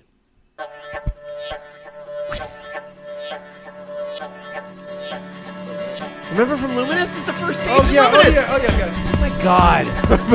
Jeez. You're a liar. You didn't play the game. You just looked up and thought it'd be a cool one to mention. Hey, I mean, I first got the game in the PSP when it first came out and stuff. You just played the version with Hollaback Girl. That's what happened. All right. Oh God. And you were like, this game is bananas, B. All right. Diego, how about you? What game consumed your life? Actually, sadly to admit, at one point it was EverQuest. Ain't no shame in that. Happen. It happens. Final Fantasy 11. Yeah, right. How about the MMOs? Gotta bring up the MMOs. World of Warcraft. It happened. Look, it happens. I never touched that because I knew if I did, it'd be over. Mm-hmm. I knew it was going to be over. And they have free trials now. I know. The same thing. My best friend was telling me, you must play. The free trials must touch you. And I said, I don't want World of Warcraft to touch me in any way, shape, or form. But also, definitely Pokemon when it got to Generation 4 because a friend introduced me to it, and it got really technical and very competitive. And I said, I don't want to touch Pokemon. Oh my goodness. I'm sorry to interrupt. This is so important. This was just linked in our chat room. And I'm so sorry because this makes for terrible radio, but it exists. Alan linked a picture. It's Rosalina topless smoking weed. Told you. How did you fucking find that? Wow. And of course, it's on DeviantArt. Of course. Told you. This is what's wrong with all of you. Oh my God. It's a real, and just to describe it, I can't believe I'm about to describe this picture. Is that really it's only Rosalina because she's got a little Starman buddy something. And with there's her also there. a Princess Peach one if you saw. No, I don't want to see. I don't want to see. It's not topless, but. Oh my God. Well, that fits the theme right there. I mean, And no, I'm not linking it in the show notes. You can do what Alan did and Google it yourself. Hashtag. No, just playing. Yeah. Hashtag. Hashtag. All right. Where were we? I'm so sorry to interrupt, but I think we went from EverQuest to Final Fantasy to topless marijuana. Yeah, that's what happened. It was all in that order. Amazing. It all makes sense too. I apologize to FarSight Studios, who's probably going to go back and listen to this show, and they're going to be like, I was on a show with that. It's amazing what can be lead up to. Oh my God. All right. Anyway, a game that consumed my life besides MMOs and DDR. How about this one, y'all? Civilization. Civilization, especially the original, and then it was CivNet. Oh my! Just one more turn, right? Turn into Civ 4. It's over. Yeah.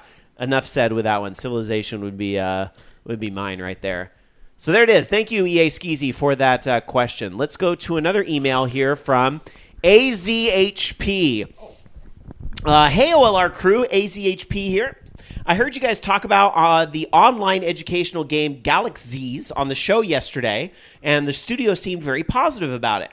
As someone who lives with someone who works on the game, I hear firsthand every single day about how the CEO has no idea what he's doing, has never made a game before, and ignores the advice, criticism, and general sense from his entire team. Oh boy, we're getting some tea spilled on this one, aren't we? Which one? Galaxies? Yeah, it's that educational game we talked about a little bit last week. Now, I just want to say, I'm just going to put a disclaimer out here because I just want to make sure. The opinion that I'm reading here is the opinion of the listener and does not necessarily reflect that of original. I'm just going to make, because this sounds like this is some gossip. So get your coffee and let's see some more here on the email here. Continuing on the email. He will ask for mini games to be coded in a single day and then ask why there are bugs in it. He tells people that they should work on the weekends because that's what successful companies do, and he once hired an incompetent, socially inept crybaby programmer while his lead programmer was out on maternity leave, even though he, the CEO, doesn't know the first thing about programming or making a game. He also told his team when they asked for dedicated QA staff so they could focus on building the game that, quote, there's no reason why all of us can't QA our own work 100% of the time. Then he finally caved and said, I think I have a 9-year-old nephew who can QA this game for us. Oh boy. Finally, I've played the game in various stages of completion, and I can assure you that as an engineer who grew up playing educational games, that the game is pretty pitifully simple in terms of science concepts, even compared to some educational games from the 90s, and the mini games themselves take some creative liberties with how scientifically accurate they are. I'll be surprised if the game ever ships, and I'm pretty willing to bet that if it does ship, it'll be about as good as the Duke Nukem Forever of educational games. Wow, my jaw's on the floor with like the fucking like reading to filth going on in this mail. Just thought you guys deserved a more accurate picture of the game than the PR spin the New York Science Foundation puts on it, because I think they're going to be pretty disappointed with the game if and when it actually does ship. Yours truly, AZHP. Damn! Well, I guess the only way to truly find out is to try the game for yourself once it comes out. But that is, you know what? Let me say this. Let me try to pull what I possibly can out of this, especially what it can apply to other stuff in the industry. Is that, you know, it does go to show that sometimes we get the feeling, and I don't know this guy, and I don't know this company, and I don't know, you know, the CEO or whatever, but I have heard stories from other places about people in middle management at some of these companies who really don't seem to know a fucking thing about video games. And the impression I'm getting from this email, which, you know, again, is I can't endorse it officially, but I can take it at face value. I have heard from this listener before, and they write pretty good emails. I'm inclined to kind of go, oh shit, where there's smoke, there's fire type of thing, right? So, I mean, we've heard about where people sometimes who are in the middle, in the management and so forth, kind of don't seem to know what they're doing sometimes. Like, and I get worried when I read that stuff about QA. I think I have a 9-year-old nephew who can QA this game for us. That's not QA. That's like test marketing, or, you know, because obviously if it's an educational game, then fine, a 9-year-old's who the game's targeting, but that's not QA. A 9-year-old is not going to explore every single nook and cranny of the game to intentionally try to destroy it. A 9-year-old doesn't have that type of attention span. That's your focus group. That's your test audience. That's not QA. So that right there, I kind of go, uh-oh. Jonas, you're kind of sitting back here going, whoa. I heard about, like, the email did mention, I think, did it mention that something about working, like, weekends and all that other stuff? Oh, yeah. You can't just mimic what other companies do for your own success. You got to figure it out yourself. Oh, yeah. Yeah, I thought there were laws, like, actually against that ever since the whole EA incident. Like, not if you're contract or whatever. I mean, I think they can make up their own, like, rules. Which are, you know. Yeah, when I heard that, I was like, oh shit, we're going back to what caught EA into a big strangle of legal situations. And I'm not sure if it's a repeat of that. A lot of reaction in our chat room. I mean, there's just a lot of people going, wow. Like, it looks like we have a bunch of doge in our chat room right now. Wow, such anger, wow. But see, we have Bochikawa says, someone had a little bit of pent-up aggression, although I can believe all of it, which is terrible. Dungeon Buster says, sadly, it's a story that I've read too often about a few other companies. It's not crunch, it's overtime. We just won't be paying you overtime. And SSJ 100 Matt says, plenty of companies pull shady shit. The stories I could tell you. That is true. This isn't necessarily something, and I don't know if SSJ 100 Matt meant gaming companies, or when he says plenty of companies, he means like companies all over, like not just necessarily video games. And I would believe it. I would believe there's a lot more industries than just video games where this kind of fuckery goes on. So a burnt out employee is not a happy employee, and a happy employee is an unhappy employee, is bound to make more bugs, whether they want to or not, that a 9-year-old is not going to find in the game. Just saying. So you better find that right balance. So yikes. Well, you know what?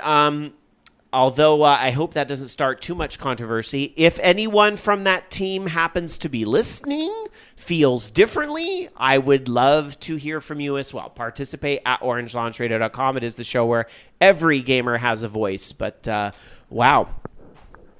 Hey, you know what? I appreciate all the perspectives. Well, what a good, that was our last of our email, by the way. So please send us email for a future week. Participate at orangelaunchradio.com. That last email sure does make a good transition into one of our regular segments we do here on the show. It is the FUs of the week.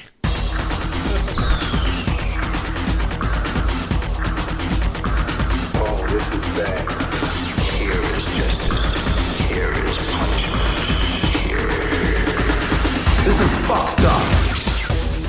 Loki, we'll start with you since Stark Soccer's not here. F you the power outages, because we keep having them for some reason. I think someone ran into a power pole or something. I don't know, because I saw them fixing it the day after, but we also had one this morning for no apparent reason.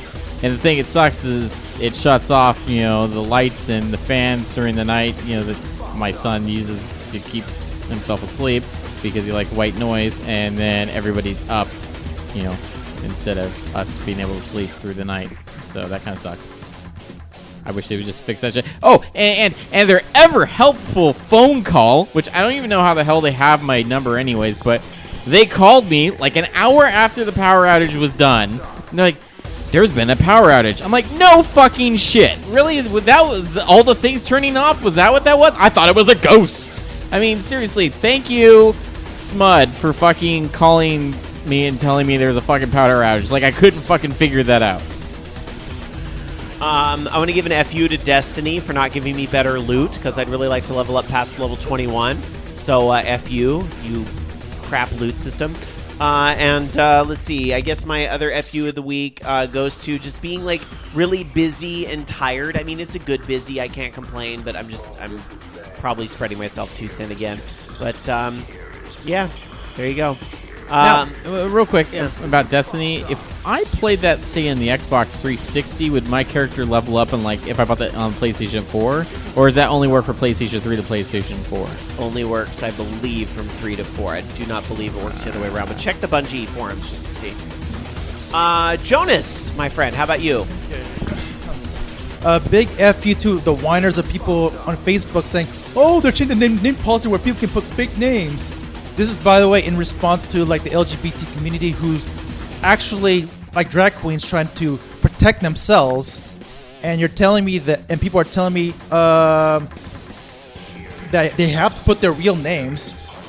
So what's gonna happen with the protection of the drag queens and all the LGBT trying to keep themselves in the secret?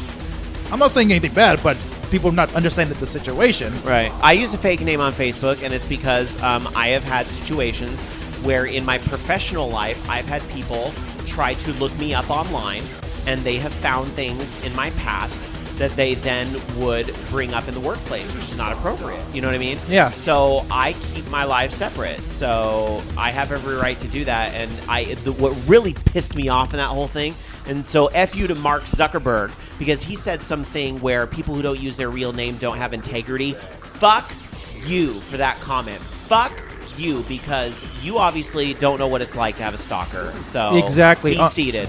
Have 50 seats. The funny thing is that one of the main people in Facebook said they're going to change that policy, so expect actual people. I know they will. They're going to change it because they got. Don't fuck with drag queens. That's like one of the first rule of the cosmos, and I realize this affects far more than just drag queens, but the drag queens are the ones that are going to throw the first rock. All right. Anyways, back on other FUs. Yes. Fuck you to whoever reported me for reposting a video of Oni-chan Bara for PS4. Yeah, because it was a not safe for work video, aka a banana on the crotch and then whipped cream on the tits. Oni-chan Bara. Gotta love Oni-chan Bara. It's a terrible game, but like did the person not know what they were gonna see when they saw the word Oni-chan Bara? Oh, right, I guess no comment. And fuck you back to the power outage. Big fuck you to that, and to the whole how Windows 8 requires always online only to update to Windows 8.1. I had to update a computer that had to be upgraded from Windows 8 to 8.1. 99% complete power outage. Router's done. Oh fuck. So yeah, I couldn't repair the computer. They said it revert back to Windows 8, and I told them, look, gotta do what I do, and then I can't do it now because it's gonna take another 3 hours. All right, Jonas, 3-hour show. One more. Okay, one more is my childhood. Who the fuck? F you to whoever the fucking idea of putting a Tetris movie. God, we're gonna get to that later. I love that though. I think in the years this show's been on, going on its 13th year next year, right? And I don't think we've ever had somebody come on and go F you to my childhood. That's kind of sad. No, it's because of that damn funny, Tetris no. movie, which I guess will be explained. Yeah, later. we'll talk more about that in a minute. I promise. All right, Diego, do you want to give some FUs to your childhood as well? I'm still thinking about the childhood thing. But I could say a lot about my childhood, but mainly recently a friend. So FU to my friend who gave me a Nintendo 64 challenge. And I said, sure, I'll take it. And he chose the games for me. He chose Superman 64 and Castlevania 64. Oh, what a... So I heard they sucked, and I had It's so easy, though. You got to do like South Park. But yeah, Castlevania is easy. All you need is the Bobby Bird thing, and it's all good. No, but those games really suck. They're horrible. Castlevania 64, that didn't exist to me. That still doesn't exist to me. And also another FU to the person when okay, this is kind of weird, but randomly went to like the mall, went to a public restroom, and someone had diarrhea and tried to keep it quiet. That was I could have gone without that. Wow. And we could have gone without hearing about it. Just saying. Talk about an explosive day. All right. We're done. That's it. The FUs of the Week segment has been canceled. No more. All right. All right. Let's move on. We have some more news. Golly gee, Loki, what could you possibly be talking about here next? Speaking of diarrhea, some dumbass thought it was a great idea to, hey, let's license Tetris and make it into a sci-fi movie. Oh, it'd be the dumbass that was behind Mortal Kombat Annihilation. Now, to be fair, the Mortal Kombat movies were good. It was good. But I don't know how the fuck they're going to pull out a sci-fi movie out of Tetris. I mean, that's like, okay, we wanted to make a sci-fi movie, but fuck it, we licensed Tetris as well. Let's just throw it together. But hey, it's gonna be something, I guess. So. I agree with Tiger Claw in the chat room. The Tetris movie just needs that Mortal Kombat style soundtrack. Says it's going to be a very big epic sci-fi movie. This isn't a movie with a bunch of lines running around the page. We're not giving feet to geometric shapes. Brands are the new stars of Hollywood. We have a story behind Tetris that makes it much more an imaginative thing. Yes, I remember Battleship 2. That wasn't a very good movie.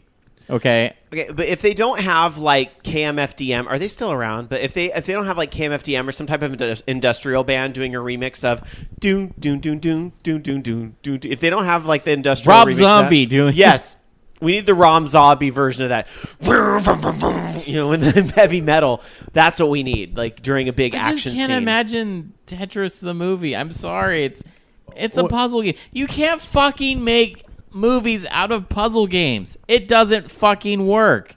Unless they do something really fucked up. It's going to be... And if it does work, oh my God, can you imagine all the knockoffs we're going to get? Then it's going to be like Sudoku, the miniseries on television. Scrabble. Yeah, right? Then it's like Scrabble, the sitcom coming to CBS. I think that the farthest you can go to make a movie is based off of a board game, maybe, and that's where Clue was good. Was a cult classic, right? Yeah. Was it? They're doing one for well, they did Witchboard, but now they have an Ouija movie as well. Well, I mean, come on, that's just a fucking paranormal movie. They had Jumanji, which technically wasn't a board game, but it was based on a book about a board game. Like Ants in My Pants, or Don't Break the Ice. They're gonna have Candyland. Couldn't they do Crossfire? How about I would watch a Crossfire movie. How about Cootie? I would fucking watch a Crossfire movie. It's got to be the retro futuristic thing, though, like fucking Rollerball. I'd watch a Crossfire movie. Crossfire. Exactly. You got to have a remix of the fucking commercial. Hell yes. Maybe Tetris will go like the Sharknado route or something, where it'll end up being like super camp. Like if Tara Reid is cast in the Tetris movie, then maybe it'll turn out okay. Like if they aim for camp and so bad it's good, that would actually be pretty I know awesome. that there's like that, was it the YouTube trailer or something like that someone did a funny, like, haha, it's a trailer for a Tetris movie because it's so ridiculous. Okay, I mean, it's stupid. Yeah, I just don't want to see a real Tetris movie. I don't think it doesn't make any fucking sense. If you want to make a sci-fi movie, make a fucking sci-fi movie. There's plenty of properties you can license that are actually sci-fi that makes sense. But don't just like... I can't like fucking say, okay, I'm going to take the game of poker and I'm going to make it into a war action film. It doesn't fucking make any sense. Although that would probably make more sense than this. See, Act Deft in chat says, Don't Wake Daddy would be a horror movie. The Legend of Zaku in chat says, Hungry Hungry Hippos, the movie. You know, obesity. that could be kind of like Jurassic Park. What about Mousetrap? Where like, there you go. oh, there you go. That would be a pretty sweet, That was just the opening 5 minutes of Pee-wee's Big Adventure. It's really just, all the videos for OK Go. But, I mean, I don't know. Mr. T, I like my cereal. Or Jenga, the movie. Yeah, right? Yeah. Oh my God. Featuring the Twin Towers. No, bad slap. That is bad taste. Oh my goodness. This is exactly what I'm thinking. Like, what did they do with the Tetris movie of all things? I thought the only thing that the Tetris thing worked in was that, remember that they have that little concept video for Pixels or whatever that Adam Sandler's now going to take his shit on? But remember where they had, the Tetris blocks, falling down stuff and knocking out buildings and stuff like that? Oh, wow. That was kind of cool. This Adam Sandler movie, probably not so cool, but whatever. Light bright. Wait, Adam Sandler's in the Tetris movie? No, he's in the Pixels movie. Oh, God. He's in the Pixels movie. I was like, No.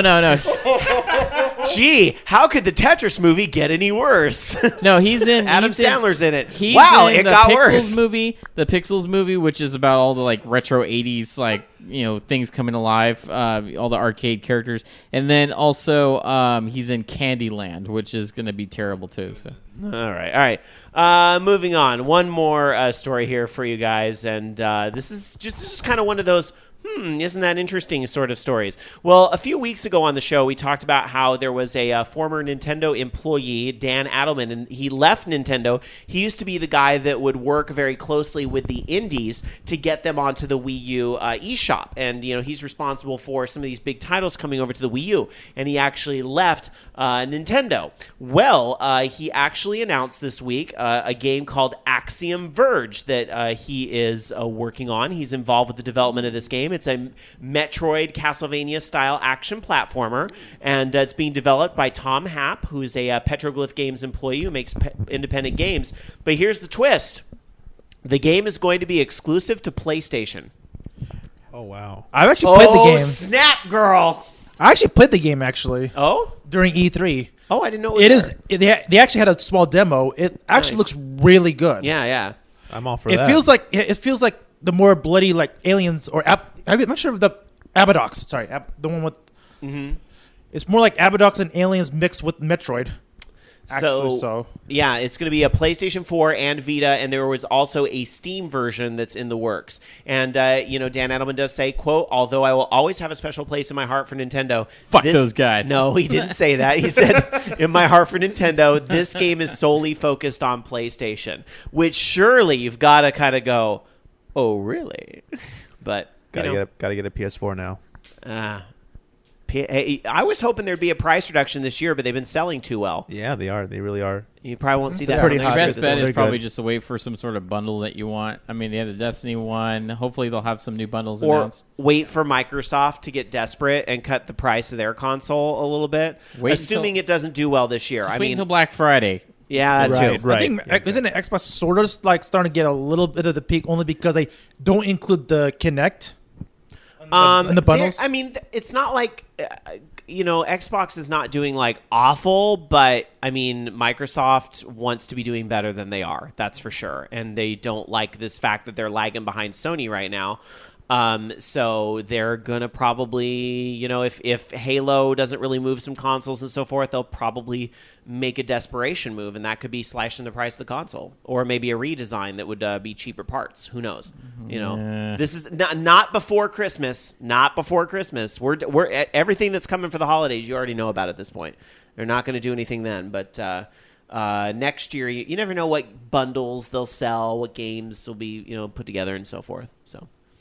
All right, well, that does it for the news that we had on deck for tonight. I don't even have Skype open. I better get that open because we do want to invite your phone calls at 1-877-GAME-OLR or our username on Skype, Orange Lounge Radio, except I am not logged into Skype. So let me check with Loki real quick while I get onto Skype and see if you have any last-minute stories. No. Don't. The only story is I'm on almost to level 1,000 on Clicker Heroes. Yeah, except you cheated. I don't care. I cheated because I want to stop cheater. playing this game, and the only way to do that is to finish it. So I am going to finish it, whatever means necessary. And yes, the only thing that cheating does, it means I don't have to spend my life playing this fucking game. So I'm going to ruin it for myself, so I stop playing it. That was the goal. Goal accomplished. Wow, that's except a lot I'm of still anger. fucking playing the game. So apparently there's still a problem there somewhere. That's right. You still have Achievement issues. unlocked indoor playing the game so much, even though you wanted. It's like I got to get all these stupid achievements that really mean nothing. All right, we got calls coming in, so we got to get to it and take some calls here on Orange Lounge Radio. Hi, you're on Orange Lounge Radio. Who's this? Hey, this is Def. Hey, Act Def, buddy. How you doing? Well, I got some beef from of you from the beginning of the show. Uh-oh, what I do now? I have a feeling I know what I did, but what is it? No, you tell me, what did you do? I bought Crazy Chocobo, and you're probably not very happy that I did that, but I'm just going to tell you, deal with it, and then sunglasses are going to fall from the sky and rest on my face. That's what's going to happen. Yeah, Crazy Chocobo, that song. Oh my god. I don't know how people love that song. I checked videos on YouTube for this Crazy Chocobo song on Theater Rhythm just to see how it plays. Mm-hmm. And people are, oh my god, this is my favorite song, and I'm like, what? It is. You know what? I will say this. It is a lot more tolerable in a 2-minute chunk. I will say that. Because they do have to crop it. Yeah, it is a 2-minute song, and it's not that long. So I yeah, thought it was longer. It's pretty much the full song. Oh wow! But okay. yeah, it's I don't know, and I have said this before, and even I said it this week on Twitter because I played a lot of Theater Rhythm before Smash released, and I really loved all the songs that they put from all the Final Fantasy 13 series. 13-2 and Lightning Returns, especially Lightning Returns songs, are really great. Yeah, they really are. Yeah, they are. It kind of makes me want to play the game. Sorry, I still hear Crazy Chocobo and I'll go like, I don't know what went in the minds of the composer there because or whoever worked on the soundtrack. Have you heard the Titan song from Final Fantasy 14? Because that's kind of a heavy metal song too. I think so. Well, at least from your streams, I think I have remembered it. But yeah, that's a good song because or at least I consider it a good song because it's at least it's coherent. It's not played as funny. Yeah. Because the crazy not the Crazy Chocobo in particular, all the Chocobo songs, the Chocobo songs are funny, are simplistic, are funny, are pretty much just to enjoy. Mm-hmm. And Crazy Chocobo takes all that through the window and replaces it with another thing that I seriously can't comprehend why they did that. Well, in all fairness, music is music, and I sit here and I go, how does One Direction sell millions of albums? It's not very good music, but somebody out there likes it who's probably 12 years old. But whatever. So is that it? You just want to call and ream me out for Crazy Chocobo, or? No, I also want to talk about the Smash Brothers a bit because it's a really good game. I thought you might. What are your thoughts on it? Well, you pretty much nailed it at the beginning. It has its flaws. It's not perfect, but it's the Smash Brothers. It's on a portable. It's something that I personally wanted ever since the first Smash, or probably Melee. That we that we should be able to play a Smash Brothers on a portable. Yes, whenever wherever you go, you have if you have your 3DS in this case, you can play it, and it's really good. It's not a bad game. It's not terrible. It has its flaws, like the online component. It's a little wonky, especially with whoever you're playing. Right. With friends, it's pretty great. I haven't had that many problems. Although I haven't played online with strangers, so I don't know. But the same thing, I haven't been able to connect to a server or to a match online that way. So yeah. And it kind of makes me think, like, I said earlier in the show that the game maybe just isn't really for this particular console. I mean, that doesn't necessarily make it bad or whatever. Just, I kind of think back, like, we've seen fighting games and games that were from, the consoles ported to portable, since we even had the original Game Boy. Like, somebody put Mortal Kombat on the original Game Boy.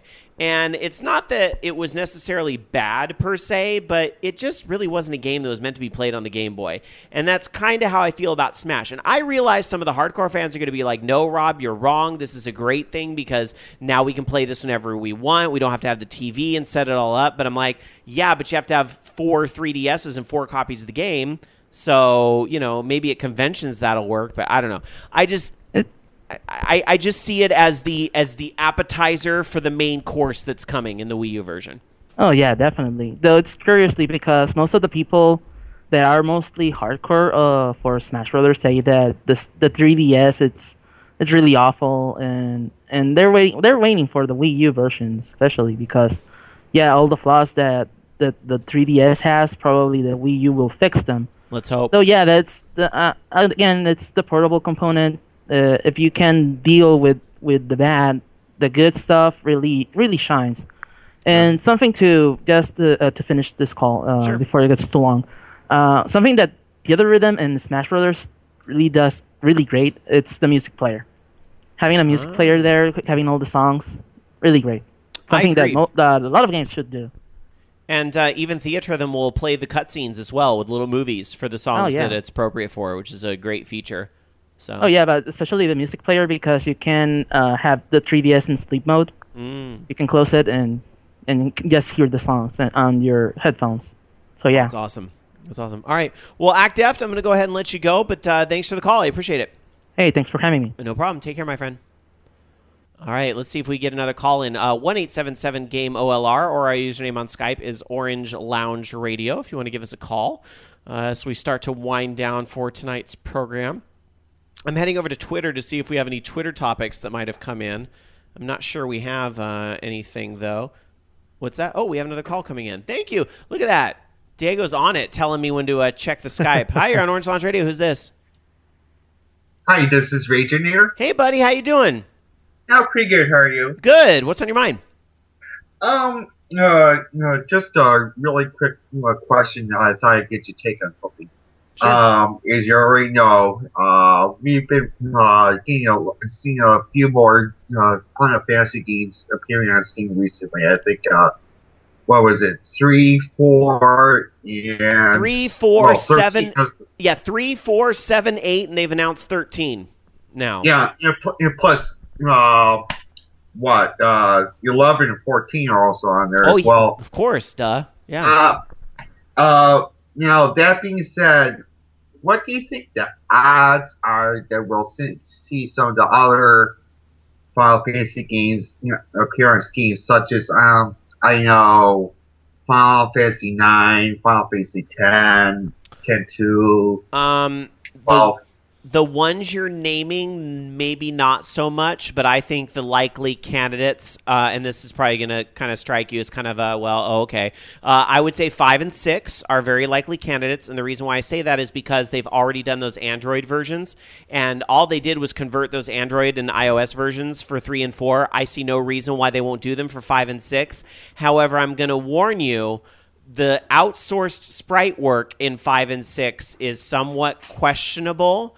I'm not sure it's giving you quite the same pure experience, but if you've never played the games before and you don't exactly have the means to go track down like a Game Boy Advance or an old Super Nintendo, which at this point, how do you?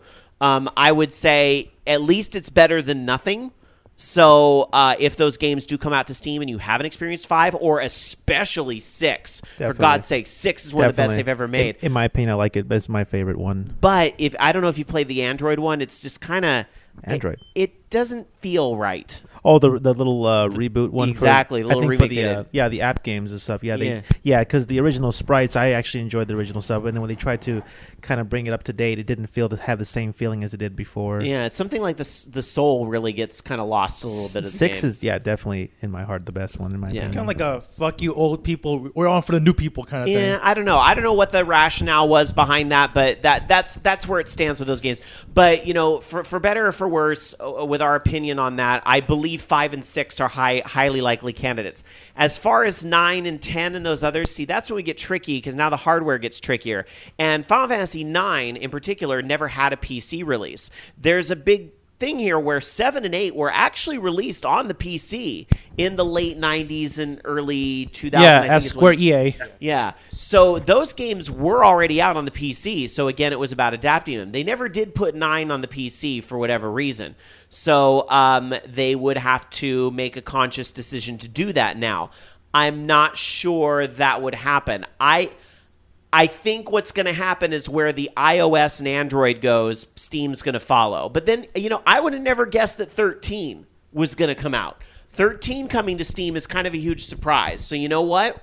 I guess anything's possible in that regard, Spazinator. But I would say 5 and 6 next. If they all continue to sell well and if 13 sells well, maybe 10 HD.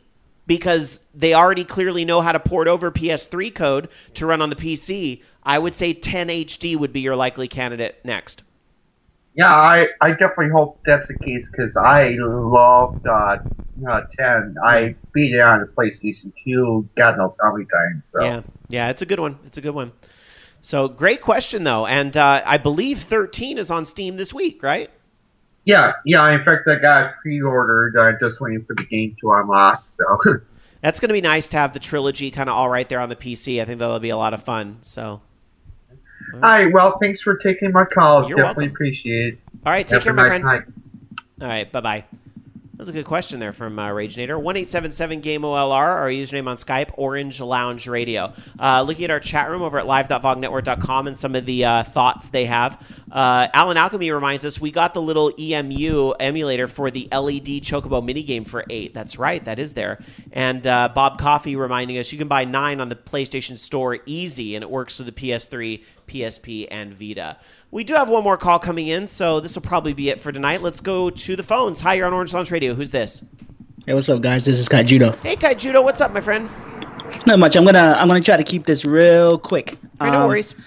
About what you said about the 3DS probably not being the console for the Smash Brothers. Sure.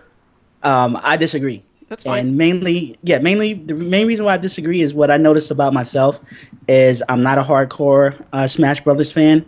The only other Smash Brothers game that I own is Brawl, and that was for the Wii. Mm-hmm. So I'm not one of these people that have been playing for years, and I've really gotten used to the GameCube controller. Mm-hmm.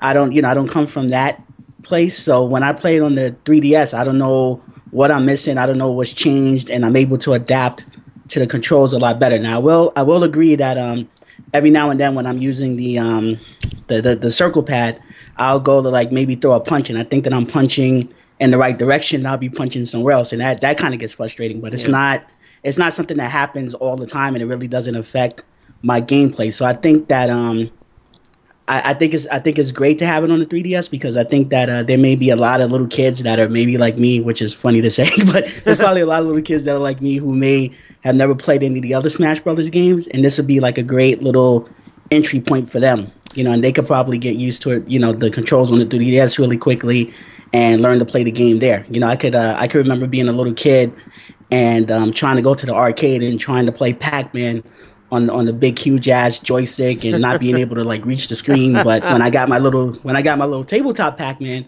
I was able to kick ass on that. I mean, like literally just playing, for hours and hours without dying. And that's how I was used to playing. But I'm pretty sure that there were adults who played in the arcade that was like, what's this little tabletop shit?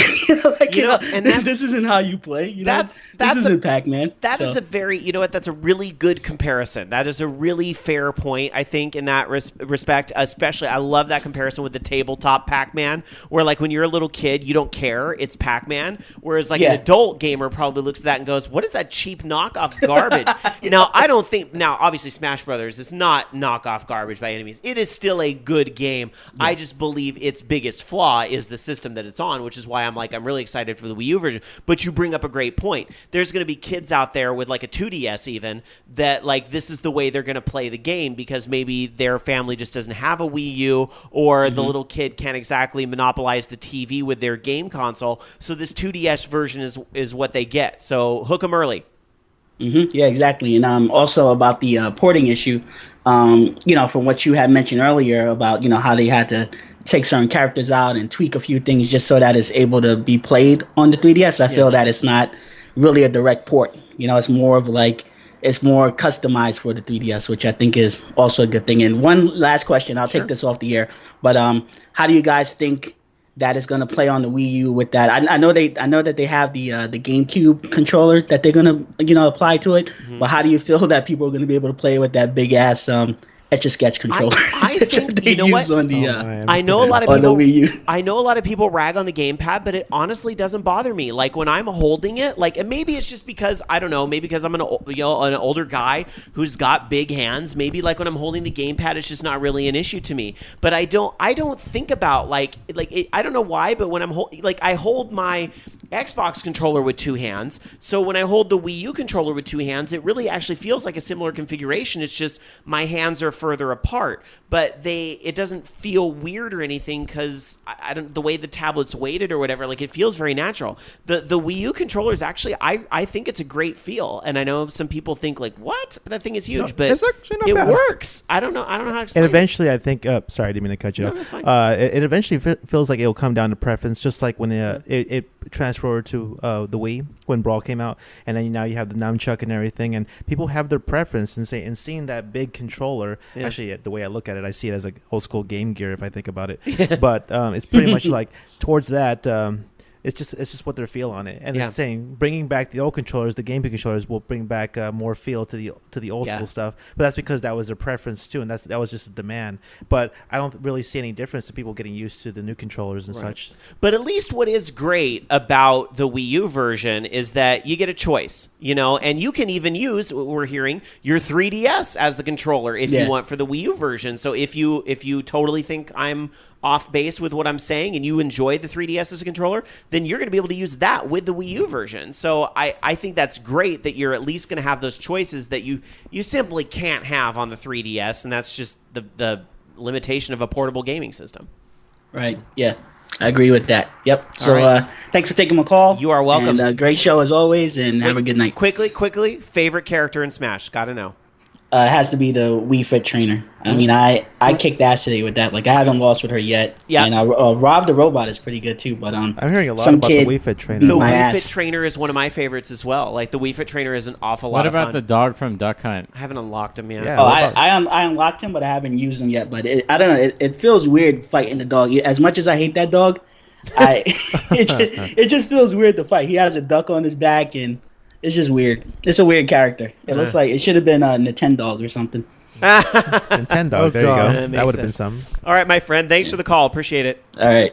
Good night. And take care, buddy. That was a great comparison. That's why we love to hear from the listeners and take the calls live, is because, I might be sitting here saying one thing about the game, but that comparison with the old school, and I remember those things vividly in my head, those 80s Pac-Man tabletops, and you can even see these like E3 at the museum and so forth. Like, they just, like, you look at it, you're like, what a shitty port, but again, when you're younger, it's like it's the real thing. It's awesome. So on top of like the casual discussions, I mean, for 3DS, if people will buy if they prefer more on the gun, that people have preference of controls. So I do agree on him as well, as he said about besides the competitors and stuff, it's actually catering to the fans of actually Smash itself. Yeah, because like, as he says, as a kid, now they can have it handheld. They can take it where they want to go rather than taking a humongous system, which they can't. Mm-hmm. Yeah, true. Which definitely will apply to them as well. And then, though it's a different entire game, they'll get used to that too and still have fun. It's still Smash Brothers as the thing. You'll always have that. So, and the developers themselves said it's a fine balance between the casual brawl and then the competitive melee to the upcoming Smash games. So and sometimes with our conventions we try to separate that too. That's the one thing that some of our staff applied, is that you have these kids that go to these conventions and they want to play the game, but then you have the competitors there at the same time. They're mashed in there, but then they're not having fun. So what one of our staff has done is made two separate tournaments, a kind of a Pee-wee division to separate them, where they can use items and so forth, because they want to play with that stuff. They want to have fun, not to show that the parents look at this and say that I think my child just wasted his money just to go here and get bummed off by these kids that just are not showing any sportsmanship towards the game, especially to the little kids as well. But that's why we separate the two sometimes, just to have the fun. Well, and even now in the online mode, you have for fun and for glory, and that sounds almost exactly what you're talking about there, is how you're kind of splitting things. So that's how it should be. Exactly. Actually, that's how it should be, because there's two different scenes. Great. Wow.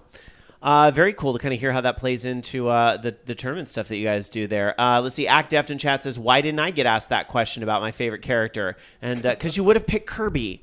Or clearly, if you know Act Deft, you know he loves Kirby. Or maybe it could have been Meta Knight or DDD or one of the other characters from those games. But I kind of just have a feeling here. All right. Anyhow. That is about going to do it for another episode of Orange Lounge Radio. It's been a long show tonight, but a fantastic show. I want to once again thank Bobby King and FarSight Studios and wish them the best of luck with the Addams Family Kickstarter, which, as we saw in our Fugu question of the week tonight, there's a lot of love for the Addams Family out there. So if you don't mind, putting down the money now to make sure you're going to get a copy of the table when they finish that, then they can get all that licensing they need to finish it up. And it looks like, although it looks really good, remember they have to hit that goal or they don't get any of it. So we're going to keep our fingers and toes crossed for them.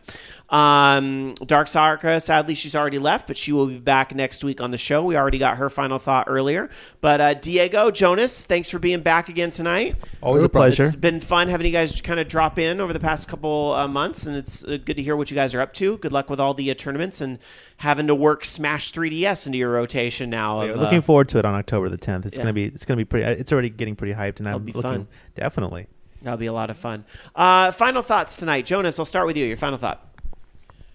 With October being busy and with Smash coming up, I want to see how this develops and how it can integrate it for future events.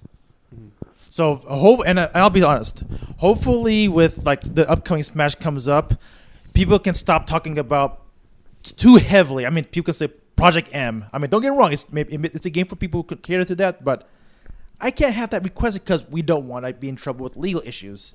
No, it's what it is with the whole. Yeah, it's a hacked version. Yeah. Diego, your final thought tonight. Like I said, kind of going off what he said about upcoming games and such, we got a lot of stuff on our plate that we hopefully would present out to the community as we try to do throughout the years. And definitely looking forward to also not just Smash, but also in November when Pokemon Omega Ruby and Sapphire. Alpha. That's definitely going to be a big thing because Pokemon is another big scene too. Oh yes. And when that comes out, I've never played the third version, and I'm glad they brought it out in 3D. Yeah. And I will definitely be the first time ever I'll play that. Nice. I always try to get into Pokemon, and I usually get to the first or second gym, and then I can't because my OCD in games won't allow me to not collect every single Pokemon along the way. Even though Shane, who's very into Pokemon, will tell me don't play it that way. It's like I can't. That's how I have to do it. And I tell you, the game has changed so much since it first came out because everything was, as people say, was so much broken. But it's definitely a deep game. Definitely deep. Speaking of Pokemon, I'm not sure. I'm not sure if I discussed already. Of course, the Pokemon regionals in San Jose is coming up. I think next week. And that'll be the last of the Pokemon X1 until they start moving on to Pokemon Omega Ruby and Alpha Sapphire.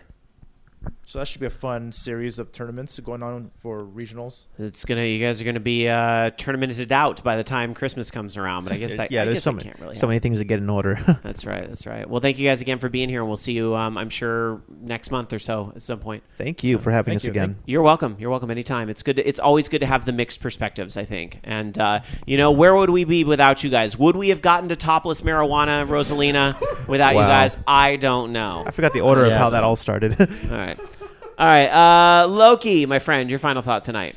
I'm confused. I went to this Nexus Games website and they have their Brick Blast U game, which on the one side it says family fun entertainment, and then for some reason they have a mature rating marked on that, which I don't think that even went through the ESRB, and I'm pretty sure they mocked that up because it also says E-rated on their website, and quality stuff that you can look forward to in a Minecraft clone coming soon. Yeah, and my final thought is I'm going to work on my games more. All right, good luck with that. As I do every show, I'm just going to say, please help spread the word about Orange Lounge Radio. If you enjoyed the show, please tell a friend or 5 or 50 about the program. 5-star reviews on the website where you found this show goes a long way, like iTunes or Stitcher Radio, all those places go a very long way in helping people discover the show. Remember, we don't have a mega budget behind the show. All we have is you guys, our OL Army, as we say, to help spread the word. So, definitely. We will definitely...